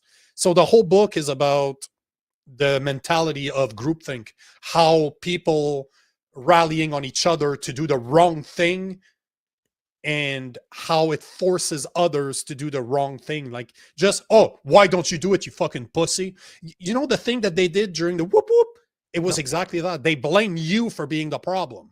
And that book just explains how the mentality worked. But you know what the researcher found? He could not find one single case where somebody had refused to unalive Jews, got punished for it. Zero. He could not find one single person that had actual consequences for saying no. Not one. So the book is brilliant. It's very interesting. I like psychology, right? So the book is interesting, but it explains to you groupthink and the way that other people, the first guy that does it starts calling other people pussies for not doing it. Like, you're supposed to, that's what we're being told to do. So it's nothing new. What happened during the whoop whoop times is nothing new because this happened during the Second World War in the 1940s, right? Yeah, I think I heard a statistic, something like there's only like 20 or 30% of the public at any given time that are even psychologically able to resist authority in any form of way. Like the majority of us are sheep. You know, you see that time and again. You see that time and again throughout history. You see that many times. And just look during those 2020s. What is it? 9%. 9% of Canadians are now whoop whoop. Yep. That's small. That is not. That is. Let's say it's 1 out of 10. That's not a lot. No, who didn't get it? Yeah. Yeah. As per the estimates, you see anywhere between 80 to 91% of people took the whoop whoop, and 10 to 20%. But most of the estimates are around the 10% of people decided not to do it. Yeah. What's the numbers on the boosters? Do you know? I never got a boost. No, I never. All the research that I've seen, they always go at least one whoop whoop. Like as soon as you got one, you're considered part of the 90%, the 80 to 90%. Sasquatch is saying, Nico, couldn't you sue over that? Or is there probably, you know what? I probably could. I just don't care to do it. It's past, man. Like, why would I dread over that? It's not worth it. In my head, at least it's not worth it. If there's a class action that happens, would I join it? Oh, yeah. But will I do the work for it? No, it's fine. Because at the end of the day, my choice there defined who I am today. So it's all good. Mad Dog, glad to hear about that, Nico. Well, Mad Dog, good to see you again, brother. Whatever you believe in, bro, stand up for it. This is my whole point. If you believe that you're doing the right thing, do the right thing, no matter what it is. You need a couple of shake weights, Nico. What the? Oh, I'm like, what the fuck's a shake weight? I don't know if that's not what you're actually supposed to use them for, but that's what Nico would use them for. You gotta get those elbows worked out. I like the double fisted. Yeah. All right, let me take a couple of these. Pam says informed consent is seriously lacking when it comes to whoop whoops in general, and especially mRNA. Yeah, that's could not agree more. You know, and that's one of the first things that really started to make me be like, okay, something's not right here, because you couldn't even talk about it. You couldn't even discuss it, right? Like anyone who said, hey, wait a minute, are we sure this is safe? It was no, shut the fuck up. You're a problem. You're the problem. And that was when I started to realize, like, you know, obviously we all get, well, no, you know, some people never get there. Other people takes us a little bit of time to get there. Jason, following the science without question is not science. It is religion. And that is a bang, bang, bang, bang, bang, bang. Perfect comment. That is literally the definition of, you know, you always hear it all the time. The science is settled. Anyone who says the science is settled does not understand anything about science. That's the whole point of it. It is never fucking settled. Wise guy, appreciate that, sir. I'm going to get an animation where it's just a dollar bill, like the stripper one that you just sent. And every time he does that, I'll just play the animation. And you guys, for the people that are on the Discord server, there is, I started posting videos that I have recorded when I was in BC. It's about the whoop whoop and the consequences of not just the one in 2020, but the whoop whoop as a whole. And it's about the story about his son and what he does now. I started posting it on the Discord server. I posted on my Instagram too, but I can't post this on YouTube. This is the foundation that he works for is very problematic on YouTube. But all to say that I've recorded at least 3 hours of content with him. So you can expect to start seeing more of that stuff on the Discord server. And I will get more and more involved with them. So I will start dropping some exclusive content because this is something, it changed my life, right? So it's something that's very close to my heart. And yeah, that'd be cool. I also started this. I don't know, like I'm not going to say it, but I'll show it to you. Okay. I also, if you're on the Discord server, this is another thing I'd like to see. But if you look right here, where is it? Right here. You see what it says? Like your whoop whoop story. Yep. And this is what it's about. This is what it's about, right? I want to hear people's story. I just want to know what happened to people, how they feel about it. But if you're not on the Discord server right now, join our membership scheme. I'm going to continue calling it because it's just funny. Join our membership scheme on YouTube. It's $2.99 a month. It gives you not only priority content, comments, but it will give you access to the members only Discord server where this conversation carries on 24 hours a day. And there's a lot of discussions on there. You can share your story. You can share some news you want us to cover. And we actually do use the news that is shared there. We'll give you credit for it. So if you want to be part of that members only Discord, find other people like-minded that are ready to talk about this stuff, have civil conversation, discourse. That's the place to be. If your wife, your husband's tired of talking politics with you, join our cult on Discord where you can actually join the scheme, join our cult. And if you don't want to do the scheme, you can do the bribery corruption plan as well, as Wise Guy did there. Wise Guy stuffing dollar bills down our panties. We appreciate that, Wise Guy. Panties? I don't wear panties. I don't wear anything. Only on the weekends. Like right now, you don't know. Maybe I'm butt naked underneath there. Just saying. And just to go back to this comment, Wise Guy, you really need to watch High Wire so you can learn the truth. And I think Pam is piggybacking onto that comment. Hard to dispute Aaron's series findings. Yeah, throw that in the Discord if there's a link, Wise Guy. I genuinely am interested in it. And I'd like to check that out. You know, I'm not ideological about it. I don't think we should be ideological about medicine at all, right? It should. The conversation should always be open. Right. Yep, I want to get it right. I agree. 100%. As Miffit says here, it should have a place, as in vaccines. It should still be your choice to get it. Of course, I don't want anyone telling me I can't get any medicine either. I just don't want any government telling me I have to. I don't want social engineering. Informed consent is 100%. What it's all about. Have the information out there. You're an adult. You can choose what you believe is better for you. Plain and simple.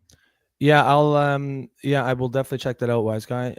You know, this is one of those topics where I'm genuinely interested in it, and you know, they've done very effective labeling this stuff as conspiracy theorists. You know, and something I say regularly on the show is, you know, I'm not a conspiracy theorist, but the conspiracy theorists have been proven right enough over the past couple of years that I can't dismiss them on any issue.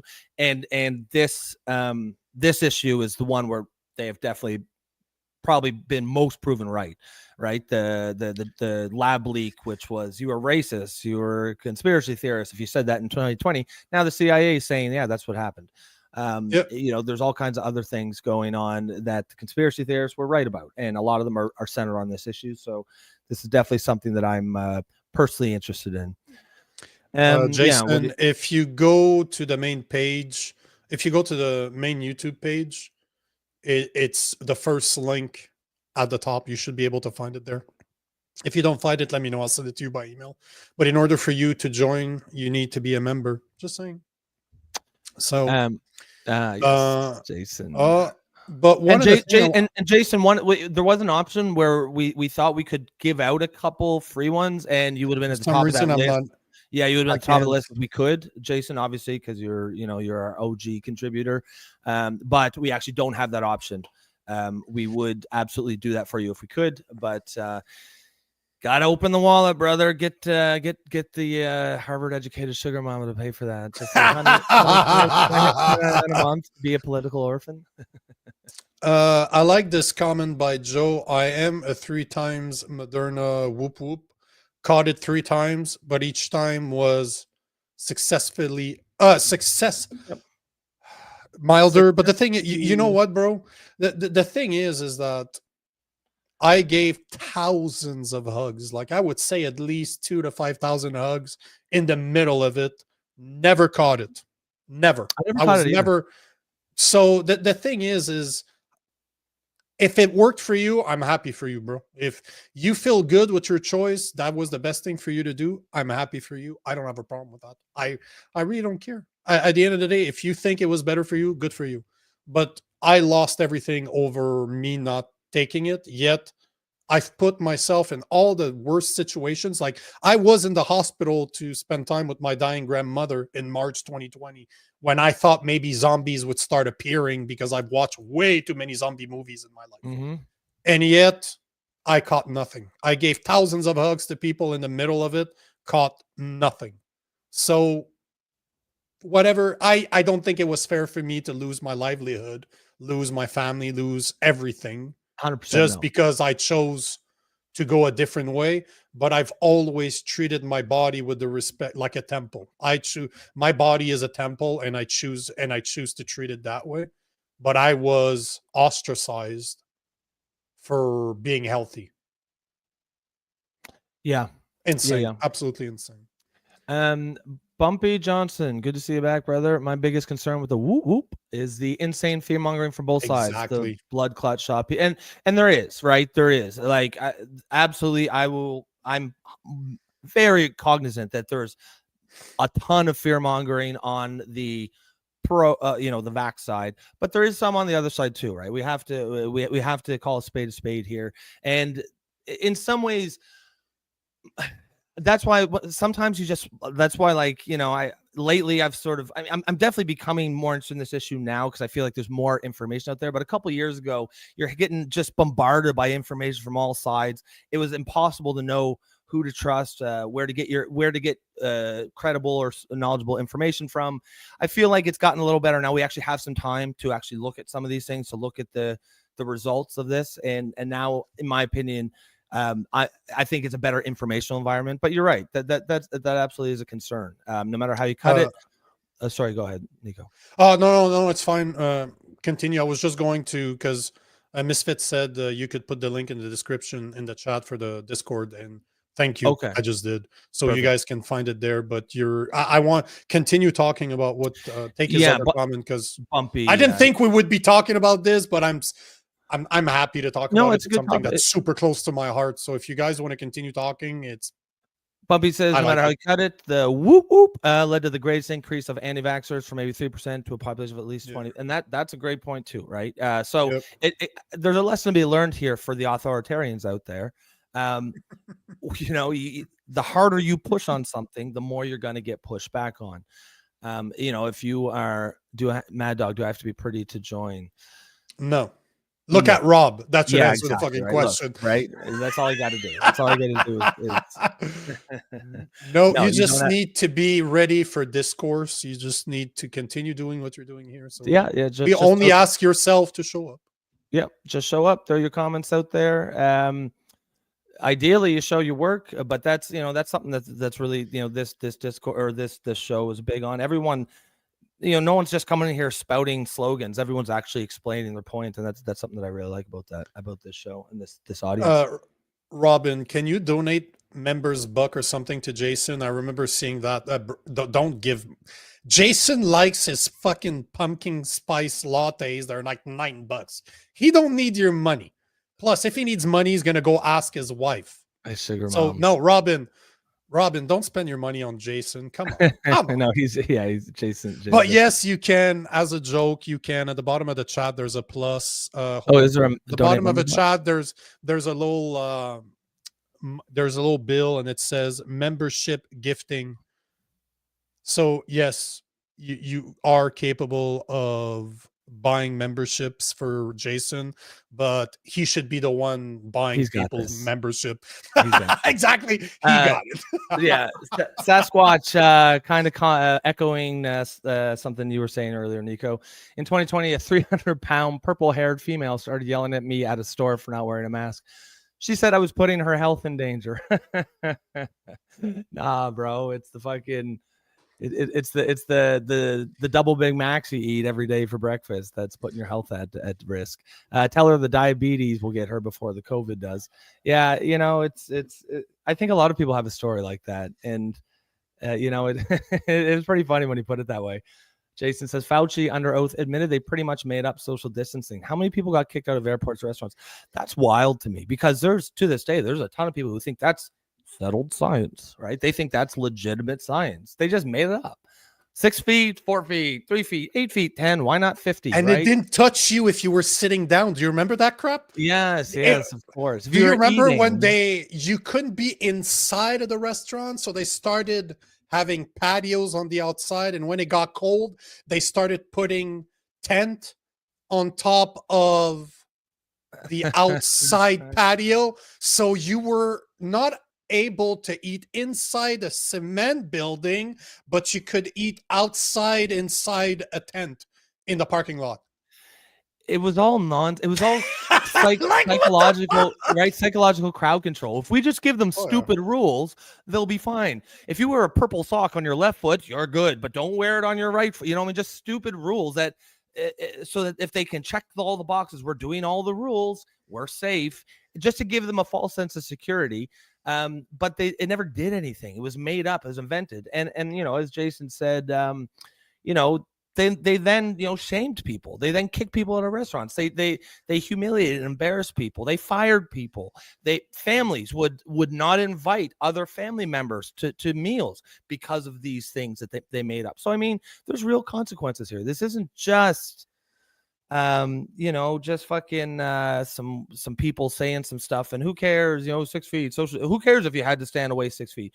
We're not social distance animals. We are social creatures. We need to be close to each other. And you know, that whole aspect of it completely was not even considered. And you know, by far there was far more damage caused, I think, by the measures against COVID than the actual COVID. Mm-hmm. Yeah. Robin, we'll see you later. The orphan clan, Jesus. Yeah, cult clan schemes. That's right. We are jealous. I want a Harvard educated sugar mama. Move me out to the mean streets of Hermosa Beach. Yeah, well, not for you. No, it's not gonna be for me.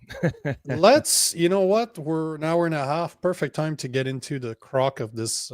Yeah, 'cause I got a bunch more of subjects we can talk about, but let's get into this one because I just saw a comment referring to it somewhere in the comment section. Shit. It was from somebody I've never seen. Oh, meme right here. Oh. What's going on, meme? I don't think I've ever seen you before, but welcome. Make sure to like, make sure to subscribe if you're new to this show. Click that subscribe button so that you can know where to join us. But join the scheme Monday to Friday. Join the scheme. Join the cult. Join the clan. Yep. So that's interesting. Though, is what he's saying inflation's up, but did we not see that it was down? So he's making a distinction between core inflation, I'm assuming, and I'm going to dig into this a little bit. Oh yeah. Bank of Canada faces dilemma as core inflation heats up, overall inflation falls. So that's kind of so the CPI he's talking about is the consumer price index, and this is where it gets very interesting because this whole thing of people telling us that inflation is down 1.7% in April, that is because Carney removed or scaled down the price on carbon. This is why inflation seems to be down, but it is not down because remember, guys, what 10 years ago when Trudeau took office, what was worth $1 today is worth $1.33.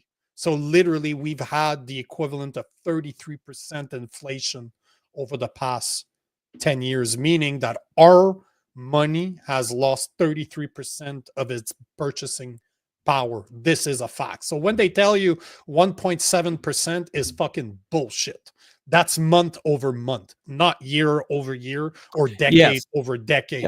Because we need to be very careful because they do that, right?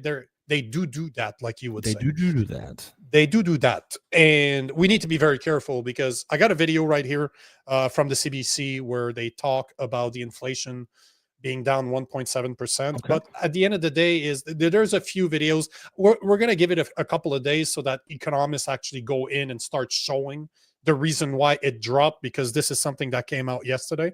But I've seen some content creators create around this, and they're basically just showing graphs. I don't trust them because they're the only source out there. I don't trust you if you're just the only one talking about it. But economists will probably catch up in a couple of days and we'll be talking about it more. But what's funny is that it got down because the carbon tax was lowered. The consumer part was lowered.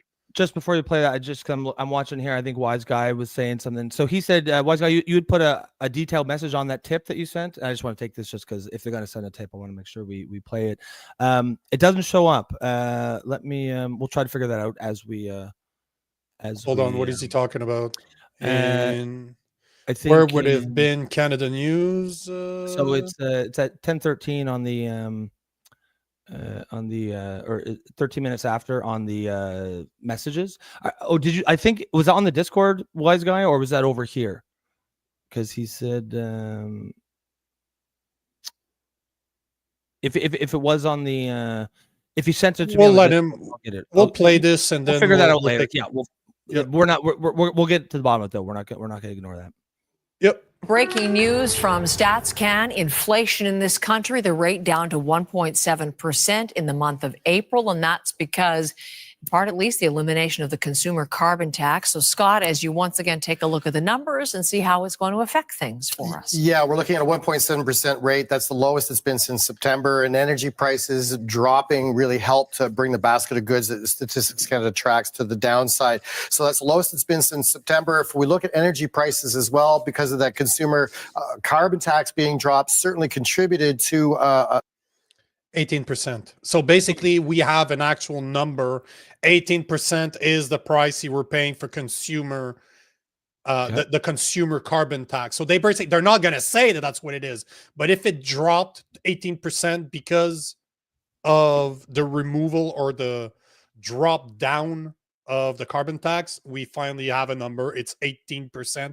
And I'm showing you CBC because they obviously work for the Liberal government. So if they're saying that, this is bad. If they admit to this, that means it's probably a lot worse than what they're telling us, because they're just going to tell you what they think you should know.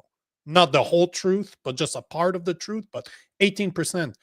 And Carney had the balls to tell us during the conference, the press conference over the weekend.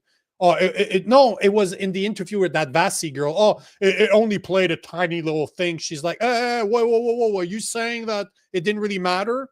He's trying to weasel his way out. That's 18%. Let's call it 20%. So 20% is not small. Sorry, no, it's not small. No, well, and that shows you how effective it is getting rid of these taxes. It actually does something, right? And which shows how much they were actually hurting the consumer. Mm-hmm. And, if you get rid of that, and then you've got these inflation numbers go down, gasoline prices drop 18% year over year. It certainly is not over year in April, not year over year, just over the last year. Okay, in April. And what's the difference? It's not tariffs. It's the tax. Just saying, it's not tariffs. Yeah. A drop in energy prices. For example, across Canada, during the month of April, we saw gasoline prices themselves down about 18% year over year. Natural gas prices down substantially as well, 14%. Some of that is attributable to more production out of OPEC countries producing more, brings the price down as well. But excluding energy prices, the inflation would have been still sticky at about 2.9%. And that shows you how much of a reprieve and how much energy prices could influence the basket of goods tracked by StatsCan. Now, food prices as well, a sticking point, up about 3.8% in April, a little bit hotter than expected. And you dig into those numbers, some substantial increases because we buy a lot of our produce, whether we like it or not, from the U.S. Fresh vegetables up 3.7%, beef up over 16%, coffee and tea up over 13%, contributed to most of the increases. And a lot of people are now paying attention to what the Bank of Canada is going to do. They're meeting June the 4th, and now economists are sort of scaling back their bets because of this a little bit higher than expected. So we're looking at about a 50-50 chance now of the Bank of Canada cutting again a quarter point. So they're basically trying to tell us that inflation is down, but everything's up. And that is probably what me meant by CPI earlier, by the consumer price index, as in, just so you guys know, the consumer price index represents changes in price as experienced by Canadian consumers. So what does it actually fucking cost to buy something? And you know what's ludicrous about what they're saying is that they don't play it, yet 18% is almost on everything, because gas is used for transporting everything. Oil and gas is used to heat your house. It's meant for transport. It will impact every single price out there. You having a plumber coming to your place might cost you more because he needs to factor in that gas is more expensive. This is what they don't explain in those fucking videos, that there's a good reason why the tax was put on carbon, because he knows that means I get to tax fucking everything.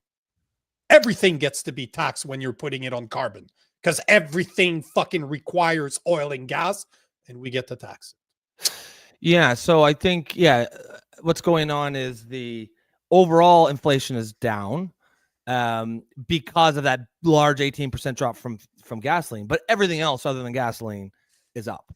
So technically, I mean, which and the inflation drop from gasoline is a one-shot deal, because that's just from removing the carbon tax. So yeah, it's not quite the story. You know, the headline is inflation down, but not really when you dig into the numbers. And what's really funny though is how anytime inflation's up, they'll say that they'll be like, oh, well, it's only fuel. They'll be like, if you take fuel out, inflation's not, you know what I mean? So when the fuel hurts them, they love adding the fuel. But when it helps them by lowering it, they'll it's nonsense, man. It's all kabuki theater. Look, don't look behind the kabuki theater, fucking Wizard of Oz, right? Pay no attention to the man behind the curtain who's fucking taxing the shit out of you.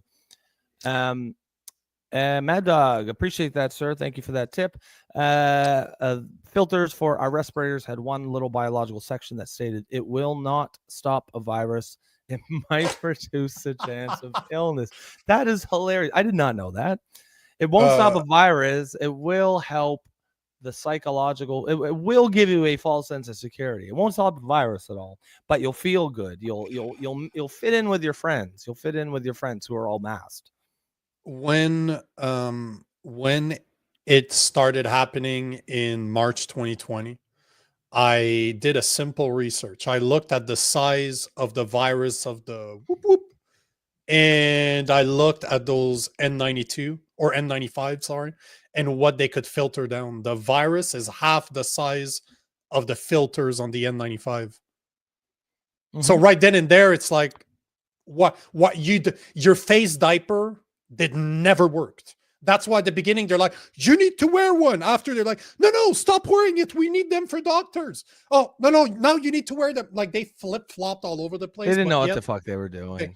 And not only that, but they're like, after a while, it was the fabric one. So you're basically fucking wearing a real face diaper on your face that people are not fucking, those fuckers are not cleaning those things. No. So you're basically, imagine spitting in a fucking t-shirt all day and you keep on wearing it without washing it. Oh yeah, that's healthy. That has to be great for you. So unless you were wearing, have you ever had, like I did a lot of sanding on my own house because I had a log house. So I sanded the whole outside and the inside. I had the big ones with the massive filters on each side, right? Yeah. Unless you were wearing that with your hazmat suit. Yeah. No.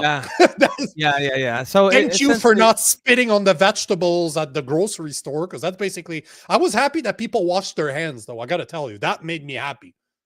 That people are finally washing their hands, because those nasty fucks are not washing their hands after they go to the bathroom, right?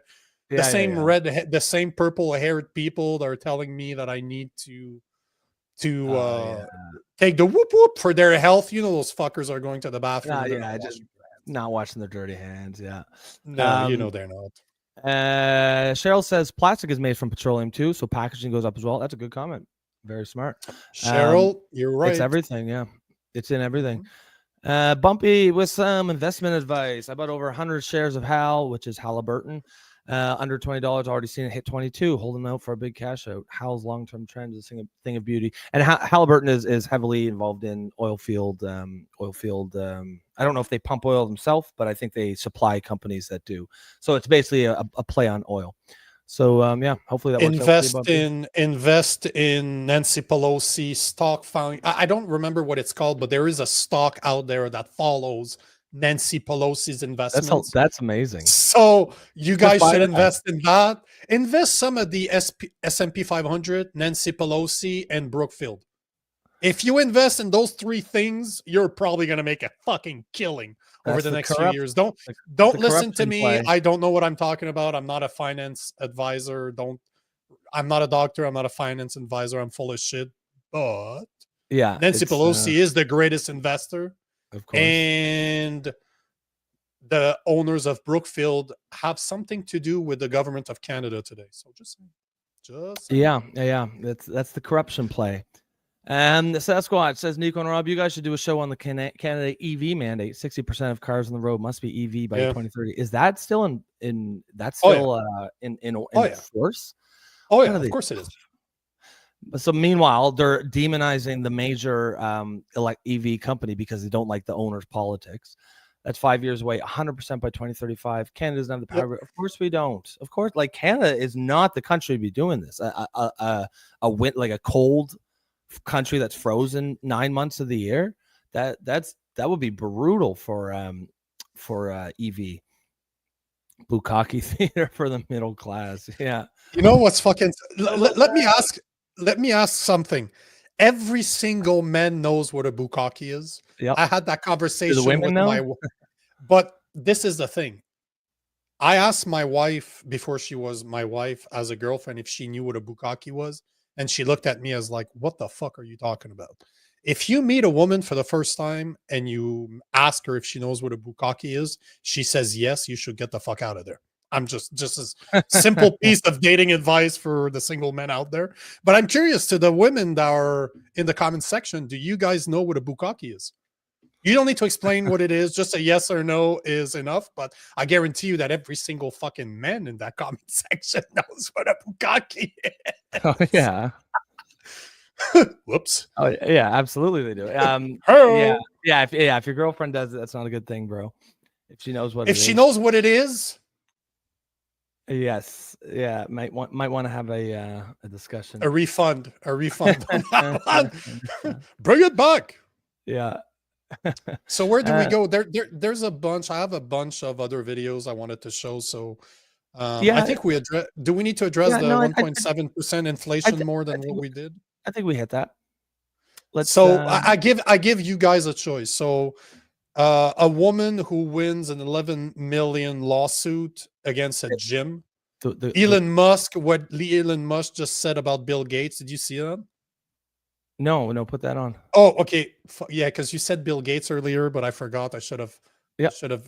This is a super small one, but you're just like, oh, it's getting heated. Because you know that Elon Musk is stepping away from those, right? You heard about that? He's going to step away. Heard that, yeah. Because he's done enough. And I think it's just having too much of an impact on. I think it's. I think so. It's too much of an impact on Tesla, and I think his investors are probably furious. But I think it's more than that. I think it's such a big distraction having him in the Trump administration that it's just not worth it. They'll probably end up continuing doing the work, maybe, hopefully, but behind the scenes we won't hear about it as much. But add to stage this. So listen to fucking Elon Musk. He said that he's talking about Bill Gates. Listen to this. Whoops. Why did I? And the comments that Bill Gates made the other day, which I know that you called him. Yeah, he's a huge liar. I know you've said that already. I wondered. Also, and I'm just. Who does Bill Gates think he is to make comments about the welfare of children, given that he frequented Jeffrey Epstein? Okay, well, he said he regrets those, and he spent a lot of his own money on philanthropy around. And so, who is that guy to tell us about children when he was friend with Epstein? He doesn't give a fuck, eh? He doesn't give a shit. And I thought it was hilarious when I saw that. I'm like, God damn, shot fucking fired. But if there's somebody I dislike, is Bill Gates. Did you know that Bill Gates, obviously he invented Microsoft, like he worked on Microsoft. The idea was not his, but he made a shit ton of money with it. But do you know that he's the one responsible for inventing viruses? Like computer viruses were invented by Bill Gates. So that he could sell an antivirus. So that motherfucker invented viruses in order to sell you the solution. And that guy is a big proponent of the whoop whoop. He's been selling that shit with the depopulation agenda. Like, so yeah, Yeah, Oh, I'm going to trust the guy that invented the virus and sold me an antivirus afterwards. Yeah. Well, I mean, that's great business. You know, create the disease and then manufacture the cure. Just going back to what you were asking the girls, the women about. The bukkake. Cheryl says, "Nope, I don't know." Therese says, "No, it's a made-up word." Nope. Nope, it's not. Cheryl, are you going to tell us what it is? Nope, we are not. Hold on. Let me see if I can find. Nick says, I think it's better to Google it. I'm with you. Therese wants to know too. You don't want to know. No, hey, sorry. I just Googled it. I can't show that here. No, we're gonna get banned. No, yeah, we respect our female audience too much. You know what? For all the women out there that respond, it's a type of porn. Knowing what it is, thank you. Yeah. Thank you for being our listeners, because this is probably one of the reasons why you listen to us, because you are not aware of what bukkake is. Sasquatch. None of the women in here know. Makes me want to marry a Canadian woman. Yeah, there you go. Exactly right. Probably if I ever plan on dating again, maybe it's best that, yeah, Cheryl, you don't want to. If you don't want to know, dating someone and your boyfriend brings that up, and yeah, just leave. Just say you don't know, because it's a red flag. You trying to explain, oh, there's some dudes on the internet that told me to go check it out, is not a valid answer. Yeah, maybe avoid Japanese men. Yeah, it's a genre of porn that we're not. Yeah, you don't want to go down that rabbit hole. Men are pigs. We're fucked up. Yeah. No doubt about that. Agreed. Yes, completely. Yes. Wade Anthony. Not sure if it's your first time here. I don't recall the name, but welcome, sir. Says, with the carbon tax removed, gas price fell to $1.11. Now it's at $1.36. Yeah, right. I noticed that. That's pretty much where it's at, or where it was. So what's all that about? But it's okay. In Quebec, it's been $1.56 because we don't have a federal carbon tax, but we have a provincial carbon tax. Oh, you never got rid of that. So you know what happened when Carney dropped the carbon tax? Nothing. Nothing happened. At least we got a month or two of low price of release. We're back up there, but you had some of the gentle elbows up. We got nothing. But hey. It is what it is, man. It was all bullshit. Yeah. You know, it's just a matter of time before it's being put back on. Just a matter of time. Yeah, and it's Who was the person you just put there? Wade Anthony. Wade Anthony. Never seen you before, but make sure to like, make sure to comment, make sure to join the cult, join our scheme, join our membership scheme, join our Discord server. Just good. Yeah. Just join. What is it?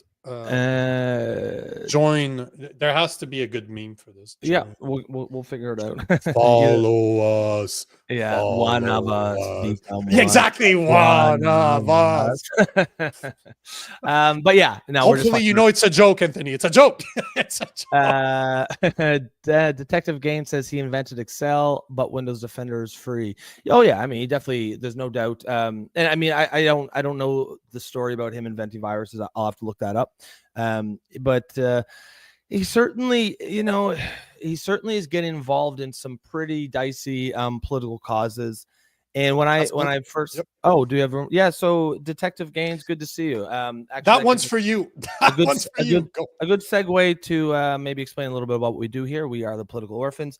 The format is I am a liberal. I've been a progressive my entire life. Nico is a conservative.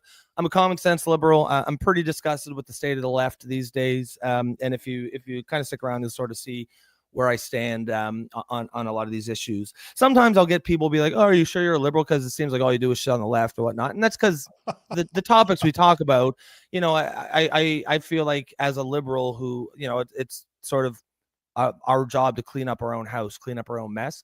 The topics the issues I do agree with that I still hold liberal positions. We don't really talk about a whole lot here. But this absolutely, to answer your question, there absolutely is a space for liberals. In fact, it'd be kind of nice to get a few more. We've got, we got Joe, we got Jason, Joe, we got me, and then we got Joe, Jason, me. But we're outnumbered over here, brother. So stick around. But at the end of the day, really, it isn't about your label. It isn't about what you do, what side you're on. One of the reasons why we started the show is because, we feel a lot of the the traditional labels don't really make sense as much anymore these days. We're kind of breaking down. We have our positions. We have, as long as you come here with an open mind, come here with from a common sense perspective, we're gonna find common ground on a lot of issues. And the places where we don't, we're gonna disagree respectfully. So if that's the kind of conversation, that's exactly, the whole right? point, right? Is to drive those conversations between the right and the left. Like Rob thinks the liberals went too far left. I think the conservatives are not conservative enough. So we both don't fit in the political arena in Canada. Yeah. So if you don't feel represented by the Liberal Party, you fit right in, because the point's to have those discourse, to have those conversations where we disagree and we explain why. Just be sure you're ready, because we want to hear. If you think I'm full of shit, bro, you're not the only one, first and foremost. Let me tell you that. But I welcome the comments. I welcome you challenging me, especially. Just make sure you're on point, because we got Joe and Jason, which are two liberals or two Democrats because they're Americans. But the point is that if they disagree with me, they show the proof. We can agree to disagree. I'll challenge them, but it's always done politely. That's the whole point. We want to have those conversations, those hard conversations where we disagree. We just use what's in the news in order to discuss our opinions. Yep. And the whole point is to create a space kind of away from the toxicity of most political discourse on the internet these days. We're not, okay. So subbed, I hate labels too. I just want free freedom to raise my bees. You have bees? That's amazing. I love to have bees. Me and the girlfriend been talking about, like, you think about the future. Oh, one day we'll get a house. We'll have we'll raise cows and we'll have fucking bees. But yeah, no, that's, I'd like to hear about that as you stick around. Appreciate you subbing. If you do feel like you want to support us, obviously subbing is definitely a way you can do it. Throwing comments in, we're always going to get to it. But as we go, if you feel like you want to support what we do here, if you like what we do here, you can join as a member, as our part of our membership scheme, our Ponzi scheme. We have to stop saying that, especially saying it like people. That. They too, don't know if we're fucking. We also have a bribery scheme. Got the bribery scheme too. But yeah, it's $2.99 a month. You can buy us a coffee, and that will give you priority comments here anytime you put your comments in there in the chat box. But you'll also get full access over to the Discord server, where this community kind of continues the conversation we have here over there 24/7. So good to have you here, Detective, and hopefully we will.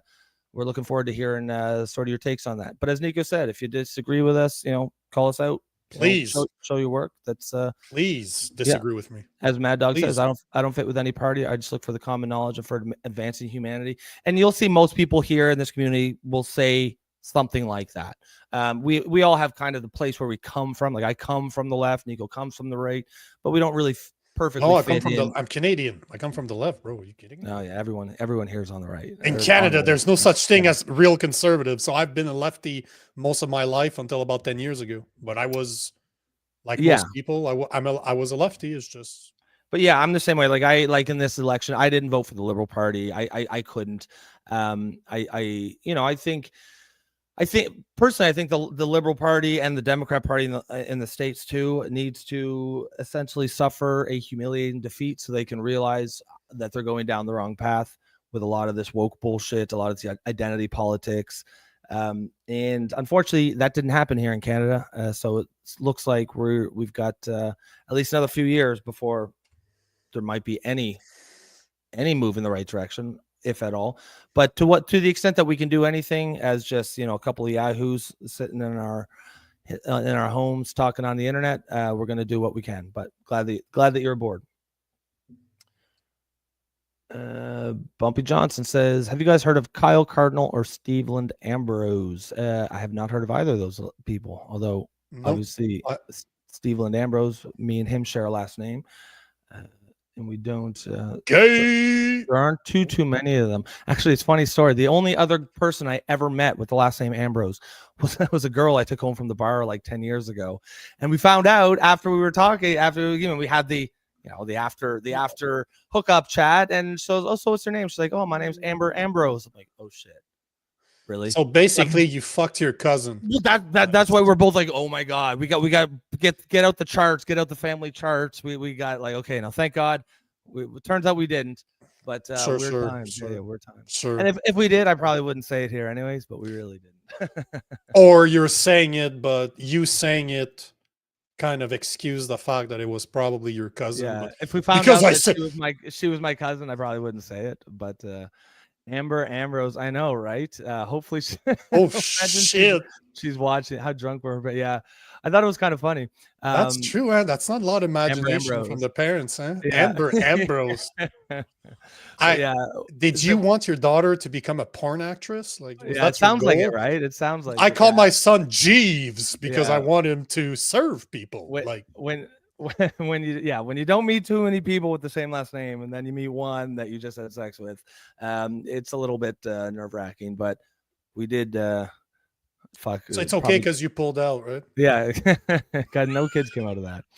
Yeah. See, I like that. Teresa saying, "I feel it's a group that wants to discuss as adults and hear all views." That's a great point. That's winner, a great winner, chicken dinner. Yep, and we still do use those labels left, right, because they have some value and they'll give you some sense of where we stand. We didn't. But we do use. You said it again. Use those. Oh, do I? No, I didn't. No, I need my book. You're looking for it now. You're looking for it. I always am, Robbie. I'm always looking for it. Always. Yeah, but yeah, I think that's a great way to put it, Therese. The labels don't really fit as much. Really, we're just common sense adults talking about some of the issues, hearing different views. Some of us are changing our minds. Some of us are changing other people's minds, and it's a great place to be. But we're doing it in a way to keep in mind that we're trying to be funny about it too. Like of course, as much as it's serious topics that we talk about, we want to be able to have that open space where we're fucking laughing about it. We're gonna have some fun. Man, if you take everything too seriously, what's the saying? Don't take life too seriously because nobody gets away with it alive or something like that. Oh yeah. None of us get out of this, get out of here alive. I like that saying. That's what it is. I'm talking about funny, dumb topics. I guess I can perfect segue for this. And yes, Quebec is at it again. Quebec to impose French language quotas on streaming giants. Quebec, man, they just love doing stupid shit. But bro, we have a culture minister, so don't by the name Guilbeault as well. So don't forget that. But Quebec culture minister Mathieu Lacombe tabled a bill today that would force streaming giants to add French language content and make it more easily accessible to users. I don't know how easier accessible it needs to be. There's literally categories for Canadian movies. So how much stupider, and I say that on purpose, how much stupider do we need to be? What we need to have a new section for Frenchies on top of the Canadian section? Like, again, fucking Quebec. We have access to the Saint Laurent. We were the superpower. We had the potential to become the most profitable city in Canada, which we were until about the 80s or 90s when our fucking stupid ass government started passing French laws. Now all the businesses said, you know what, we'll go to Toronto. So the money that Toronto generates should have been here in Quebec, in Montreal, because we had that power. And because of dumb shit like that, we lost to Toronto. Now it seems that we're continuing in that same path of being stupid. What's the next thing? Netflix and Amazon Prime is going to say, you know what, you're so hard to deal with. We're just going to deal with this. Your service is not going to be available in Quebec. Do you honestly think that the couple of million subscribers they have in Quebec is going to make them redesign everything? No. Yep. No, sorry, not sorry. And in that sort of story, you can see a pattern that often happens with these activists on the left, right? Where the pattern is there's a problem in society, activists form to solve the problem. And it might be a real problem, right? It might be like an actual problem. The activists solve it.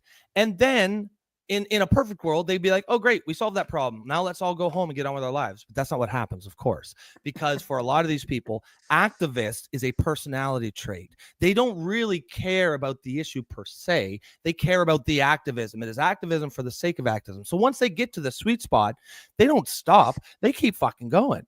And you see that everywhere you look with the left with so many issues. Like, for example, almost every single issue where the left has gone batshit crazy, started as a reasonable, common sense, actual problem. Like, for example, gay people had a legitimate beef in the 60s, 70s, 80s. They were being discriminated against in the housing market and the job market. They couldn't get married. They didn't have the same rights. So they wanted to do that. So they formed, movements to do that. Now they did that. Great. Most of what J.D. Vance would call the normal gays, they just went home and enjoyed their equal rights. But the activists said, no, these are warriors. Right? These are warriors. They want to fight a war. And if there's no war to fight, they'll create one. So for them, they're like, okay, well, let's they settle on the trans stuff, this nonsense where they said men can be women and men who say they're women belong in women's sports, so women's spaces. And that's, that. And then we got to where we are now with this ridiculous and the end result is now you're actually getting a lot of pushback against just gay people who just want to live their lives. So it becomes counterproductive, right? Same thing with DEI stuff. Like a lot of this stuff was obviously the civil rights movement was a movement that needed to happen. These were genuine, legitimate beefs from, the 60s of how black people were being treated in the South, especially, but just all over the United States. Then they pushed as far as they could in terms of like law and policy, but then they said there's more to do. So now they're trying to like rebalance by actually going too far and now just discriminating against on the basis of race, against other races, the unfavored races. So that's sort of the context here. But you see exactly that going on with the French language stuff, right? It's just activists. It's activism for the sake of activism eventually comes back on itself and ends up hurting the cause that it's supposed to help. And that's what you see exactly here. And it's like a sickness. And, as someone, to what we were talking about, Detective Gaines there a few minutes ago, I am on the left and I do see it as my job to sort of call this shit out because this is just going to end up eating the left. It's going to end up destroying the left. If it hasn't already, it might already be too late. I'm aware of that. Maybe I'm being naive, but it's too late in Canada. It's too late. Something bad needs to happen in order for it to change, but it's just to show, like, I didn't want to discuss this for very long. It's just to show how ridiculous we are. It's, bro, you go to fucking Montreal where I am at, most people don't even fucking speak French. They don't give a fuck about your French language. The only people that care about this is the people that lives outside the city. Outside of Montreal, right? Yo, fuck, man, Montreal, they don't get. You can get served in English like French. Nobody gives a fuck. We're literally a university town, which most people are fucking foreign. They don't give a fuck about French. Nobody fucking speaks French. But it says hello, bonjour everywhere because that's what they want. Well, the activists, they want the French to be bigger than English. If you're gonna have a title, the French needs to be bigger than the. Like, seriously, and who the fuck cares, right? Wouldn't it be better just to have like a thriving business or a city with like robust business and lots of revenues coming in? As you said, there was a time when Toronto and Montreal were neck and neck for like the top most prosperous city, and now it's not even close. Nobody would think that there's any, they're like down with like fucking Winnipeg or Edmonton or whatever. Tony G says, why do Quebecers hate Albertans so much? Quebecers don't hate Albertans. They hate English people. They don't give a fuck from Alberta. They just don't like English people because French people feel that they're being attacked by all the English people. I speak more English than I do French. And you know what, bro? I'm Quebecois. Like, I'm a Frenchie. It's ridiculous. Even me as a guy that spent half of my life here, I don't fucking understand it. The average Quebecois, I think, is just fucking stupid. Like, I don't get it. I don't understand it. I don't fucking get it. I don't get it. I don't know. But I'm telling you, man, they don't hate Albertans. They just hate English people. And yes, no, they probably don't even know how many French communities they have there. They probably don't even the average Quebecois probably doesn't even realize how many French people there is in Ontario, for example. I'm not even sure they realize that French is not a language we invented here, that it comes from France. But I digress. Really? I'm being asshole. I'm being an asshole. I'm exaggerating. Yeah. But it's just, it's one of those things that just baffles me. I don't understand. Like, who cares the language that you speak?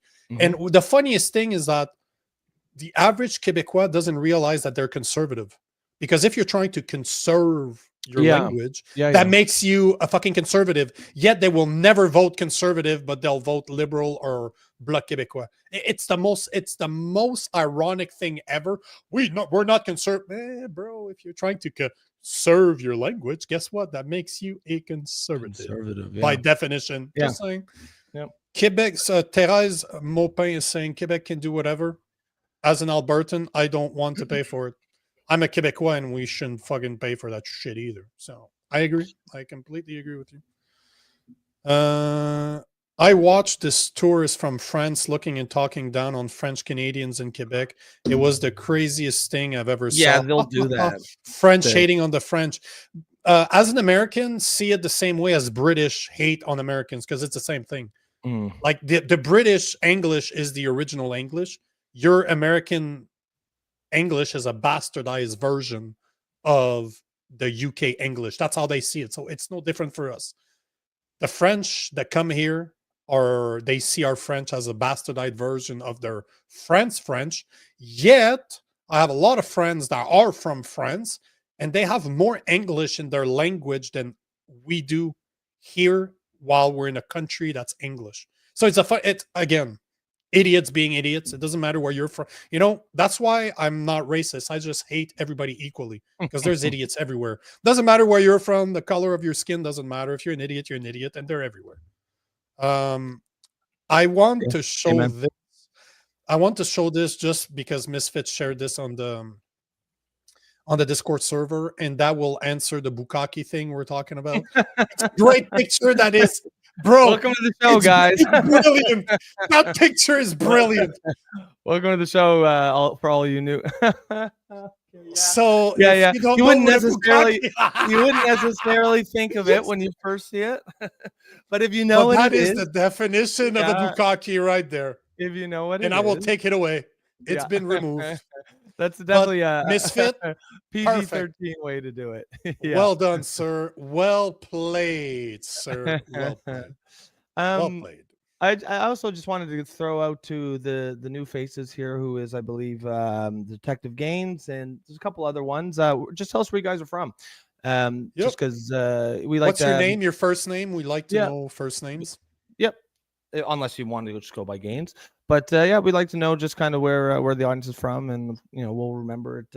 Makes it a little bit more of a community feel. That's what we're doing, guys. We're trying to build a community here, so we want to be on a one-name basis with you guys, because we get some really awesome comments. I think you guys can see that, so it's always good to know who we're talking to. Absolutely. Tony, the Liberal Party masquerades as a champion of the Francophones, so I'm not surprised they all vote that way. Yeah, I mean, and they have to in French, right? Or sorry, in Quebec, right? Like the Bloc is clearly going to be doing that. And I'm sure even the Conservatives probably have to toe that line as well. I don't think any party could ever hope to get any votes in Quebec if they don't. Squirrel Nuts, Wainwright, Alberta. Oh, cool. I was there, did our workup training before Afghanistan in 2007 at the base there in Wainwright. It was actually, that's the only time I've ever been to Alberta.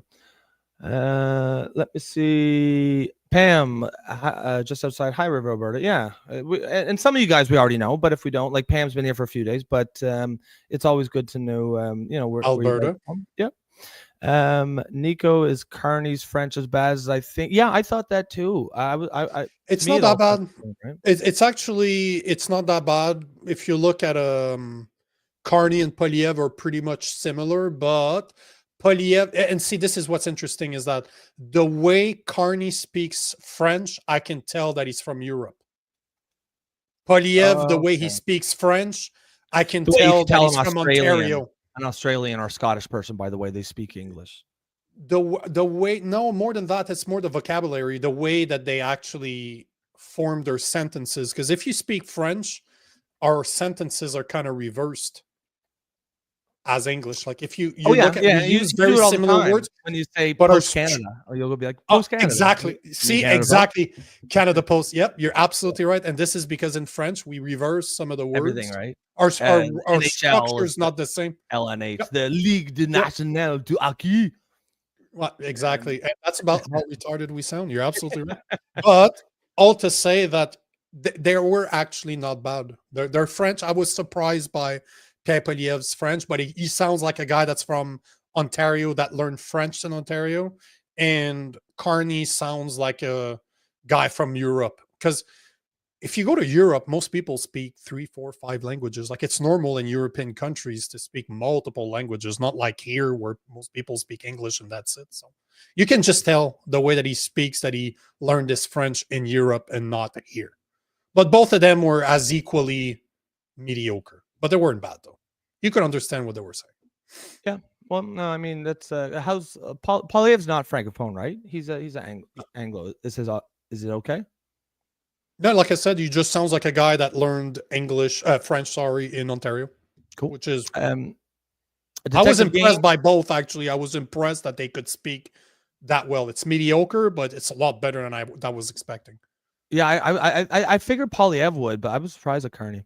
Detective Gaines, he's on a farm in Saskatchewan. What is it? Yeah, everyone's wondering here. What's a rat containment farm or rat containment zone? Wise guy's wondering what rat containment zone, and so am I. And also, where did Misfit says now the class is up to speed? What's the next subject? Yeah, I think we got enough for 1 or 2 more. Typically defined. A rat containment zone refers to an area typically defined by municipalities or public health authorities where the presence of rats is a concern and where control measures are implemented. I guess you should have guessed. Literally, it's a zone where you contain rats. Cool. Sometimes the definition is pretty self-explanatory. Reading the word. You know what? Because Misfit is being such a little bitch right now, I will. Was it Misfit? Sorry, that said that. Misfit. Yeah. Okay. Misfit. Since he's being such a little bitch, we're gonna change subjects because how dare we speak to the audience? We talked about this before. I just wanted to bring it again because I think it was Misfit that was not Misfit. It was either Misfit or Wise guy that we're talking about this, but he seems, the Cull about the BC ostriches that had developed herd immunity as per the farmer, had developed herd immunity against the avian flu. Mm-hmm. Supposedly, like they were the ostrich gate.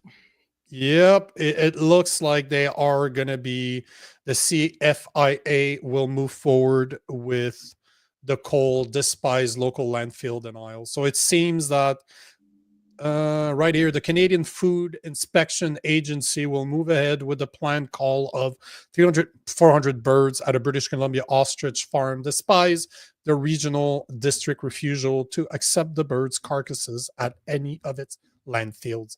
So this again, common sense, right? If you have birds that have indeed developed herd immunity, natural herd immunity against the avian flu, why are you not fucking studying those birds instead of unaliving them? Why? Yeah, I mean, I think to me, again, I'm no expert on this, but it seems common sense that if you've had a bird that got the infection and got over it, you'd probably want to breed those birds, would you not? That's how like immunity works. You'd favor those birds. Those birds would be valuable to you now. You wouldn't just kill them. But this just seems, man, it seems like utterly incompetent policy. And I mean, honestly, the one thing I've definitely noticed a change since I've been doing this show with you guys, with the conspiracy theorists, is when you see something that's like, that's so fucking stupid, why are they doing this? Then my next thought is like, oh shit. What else are they doing? Are they doing this on purpose? Like, is there maybe it's not incompetence, right? So thanks, guys. I always assume that people are smart. Yeah. I always assume that people are smart. And I don't remember if it was Misfit or like I said, I don't remember if it was Misfit or Wise Guy, but I will make sure to keep an eye for it, just to keep an eye out and bring it back when we have more information, because I know it matters to some of the guys out there. So I will happily do the research for you. And if you see something that you think we should talk about, Alberta, like I'm always looking for something Alberta based. There's not that much going on, considering it's very interesting that they haven't answered, like Carney never addressed it. He never addressed the demands of Daniel Smith. Daniel Smith, yeah, it's kind of interesting how haven't really heard a little too much from that, but make no mistake, that is in full force out there in Alberta. I think, as Jason said, Levine, when he was on the show, they are going to, the next move is to do, they're going around the country right now, aren't they? You're doing a lot of like, Yep. What are they? Town halls. Yep. The APP. Yep. Yeah. And also, hold on. The APP is doing town halls within Alberta. Okay. Jason Levine has nothing to do. It's not about the APP. It's just himself that's going across, but he will be talking to people like me, for example, as to what they think of Alberta sovereign movement. But I found this. I was happy to find this actually this morning. That was I was kind of impressed by this. Yeah, go for it. Take a couple of these comments here. Bumpy Johnson, on the counter side of the argument, couldn't these birds lead to a stronger virus? The avian flu is hard to combat. Perhaps they fear an evolutionary jump they're not ready for. Devil's advocate. Yeah, and I mean, one thing we always do on the show is play devil's advocate. So I appreciate that. I think that's a good point. And again, I don't think, I'm certainly not an expert enough to opine. I would imagine if you've that would be a good reason to try to prevent the birds from getting infected, because obviously the more birds that get infected, the more likely you do have a evolutionary jump or whatnot. However, if they've already gotten fought back against the virus, they're already pushed back, they're now healthy. I don't think that's as big as a fear. And again, I'm not an expert on it, but maybe that's why they do it. But it seems to me that there's a reason why when the European colonists came over here, I know the wokesters will say they all intentionally infected all the natives, indigenous people, because they were evil and blah blah blah. Fact of the matter is it probably almost certainly most of it was unintentional, because they just had natural immunities over hundreds of years of getting these outbreaks, and lots of people were dying in them. And the ones who survived had naturally stronger immune systems. They then reproduced, they bred, and their offspring, who were the ones who were going over to Europe, just had naturally stronger immune systems. So I would imagine there's some similar phenomenon would happen with the ostriches. But again, I would defer to any genuine expert who actually knows. Now, if the government just tells me, I don't know that I'm going to believe them.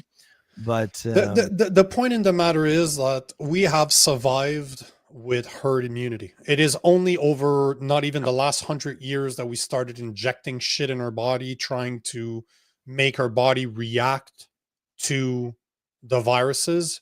Yet if you speak to doctors that are actually honest about this, the best way to build immunity is to have the virus enter your body the way it's supposed to, not through a whoop whoop, but let's say it's a respiratory problem, you want to have it through the nose or the mouth, because that is how your body is meant to try to defend itself. So in this case, it wasn't done artificially. They got infected.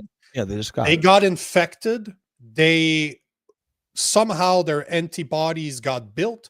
They have as per the farmer. I'm just saying as per the farmer here. I need to make sure that we're saying this because I'm taking his word. I don't know the guy. I don't know any doctors that have spoken about this. All I heard is the farmer itself. But the farmer says that his birds are not sick anymore, because this is 5 months ago. Keep that in mind. His birds got infected somewhere in December last year, and now they're just talking about trying to get rid of those birds. It's been fucking 5 months. Did some die?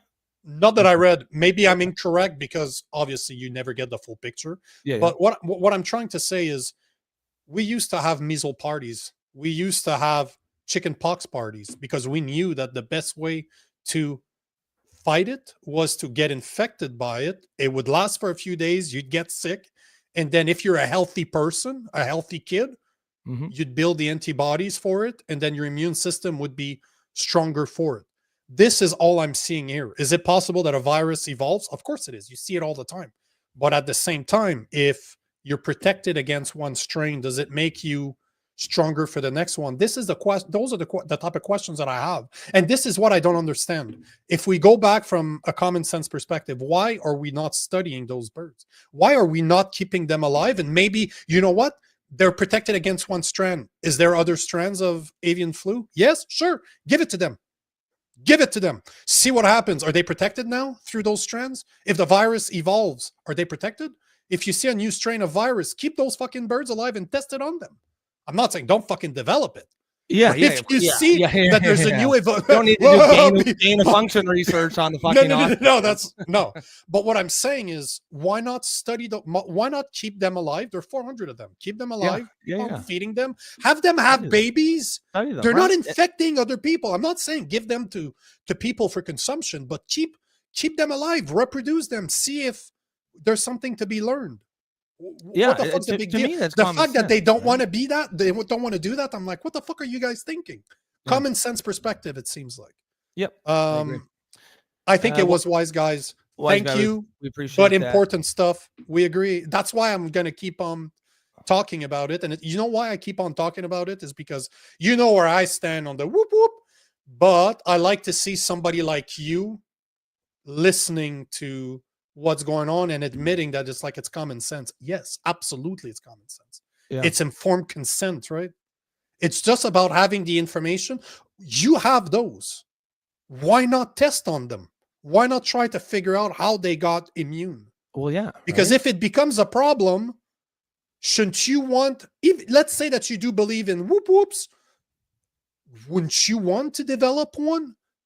If they're indeed, like, I don't see, whatever you believe in, I don't see how it's not a good idea to keep those birds alive and study them. Whatever your perspective on the whoop whoops are, doesn't matter. Why would you not want to keep them unless you're trying to hide something? Yeah, even people who are pro, woo woo, that's what they're trying to do, is create that kind of herd immunity, right? So it's like, okay, it's only good herd immunity if it's done the artificial way. Like, that's stupid. It seems like to me the natural way is better. Get them infected, like, don't intentionally do it, but if they happen to be, then and they survive, then yeah, keep them around, study them, breed them. Amen, brother. Let me show this. I was going to show this. I found it to be little update. Daniel Smith hails Quebec warming to pipeline projects as a massive breakthrough. So it seems like there is there's a conversation behind the scene. I couldn't find a video about this. That's about the only articles I could see talking about it is the Epoch Times again. Please sponsor the show, Epoch Times, because I fucking show your content all the time. I think it's the second or third time today. But basically, Alberta Premier Daniel Smith says Quebec's stance on pipelines may be changing, noting that Quebec Premier François Legault is showing greater willingness to pursue development projects in his province. So you have, don't confuse Leblanc, the leader of the Bloc Québécois, as the guy that takes decision for the province of Quebec. No, of course. Because he's a liberal representative. He represents Quebec's interest on the federal level, but he's not the one taking the fucking decisions. That fuck is. I really dislike François Legault.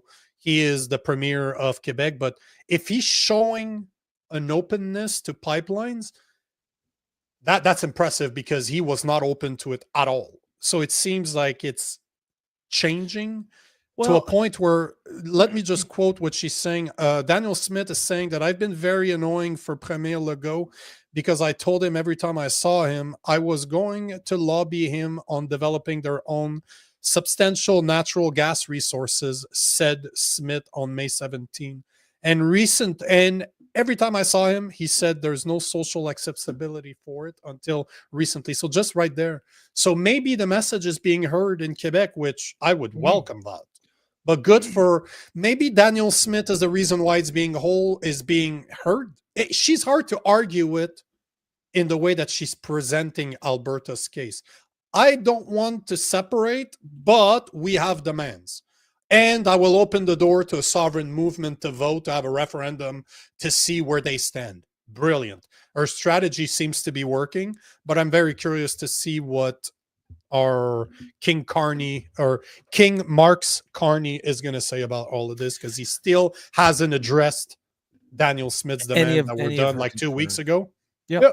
And if when you think about it from a common sense perspective, you almost expect that something will have to happen, right? Because it makes sense, right? It makes as Misfit says, I bet the equalization payment was a factor on that. That's what I mean. Like, there's too many moving parts. There's too many reasons that And Alberta will make it worth Quebec's while, both in that they'll make a decent, like a lot of money if they allow these pipelines, and then they'll also save a lot of money by not losing their equalization payment, which that's something that Alberta, I know that was one of her demands, but who knows, right? That's an opening demand.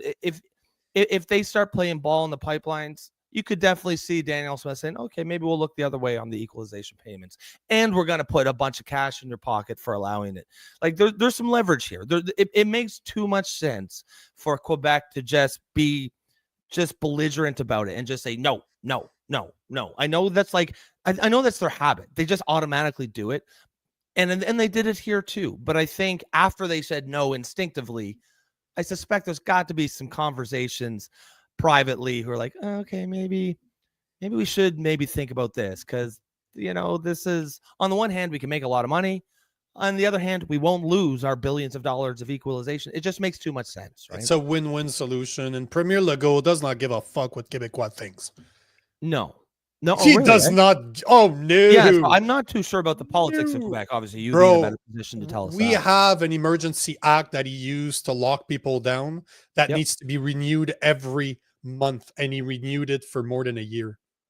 That was if you read at the emergency act that was adopted by Quebec and at the beginning of the 2000s that weren't used until 2020, 2021, it was meant as a flatten the curve. Remember that bullshit? Flatten the curve. So it was meant as a emergency power that is temporary, but that fuck kept on renewing it every month. Every month he'd renew it. Oh, we need that power. Oh, we need that power. Oh, we need that power. I have no respect for that, but yet he just got reelected a couple of years ago, even though he did that. So people are just like the video I showed at the beginning. Hey, dude, dog poop is good for you. CBC, tell them. Let's start a movement. Let's have a few influencers say it is, and we'll start restaurants called Poot Scene, which I thought was fucking brilliant. Yeah, brilliant. But yeah, Legault's I don't understand how he's still in power, because the average Quebecois does not like that guy at all. So I don't know how he's still in power. But by the way, Detective Gaines, thank you. We appreciate thank you for the bribery. We accept. Yes.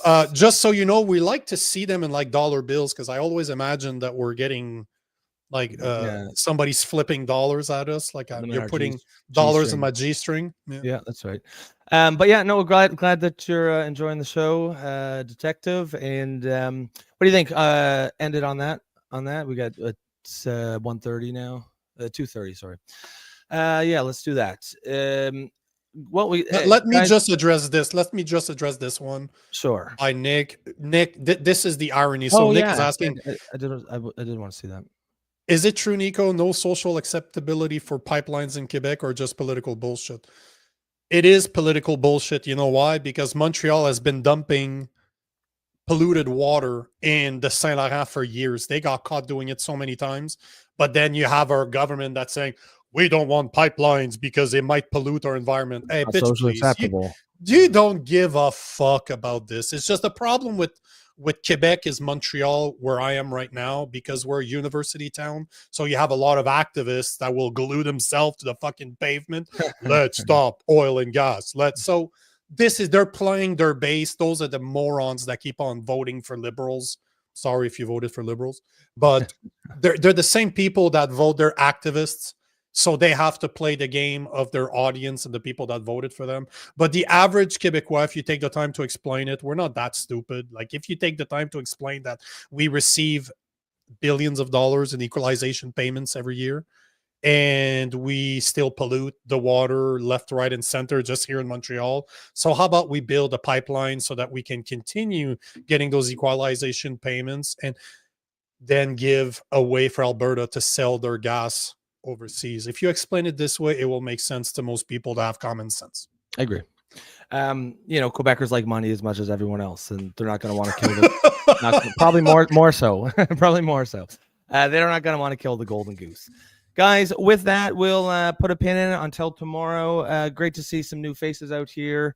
Hopefully you guys stick around. If you do like what we do, if you do appreciate the show, if you do want to support us, you can do the bribery scheme, as some of you have been doing today, and we of course appreciate that. You can also buy us a coffee, and that's gets you membership. It starts at $2.99 a month, and it will give you access to us, to the Discord server. And Detective Gaines and anyone else who's new here today, if you do want to do that, you can go over to the Discord server. You can, we have the community continues the conversation over there, but a lot of the comments that we talk about here, like today, are coming from that, or so there's a lot of ability for the audience to influence the content of the show beyond just the being part of it as well here on the comments, guys.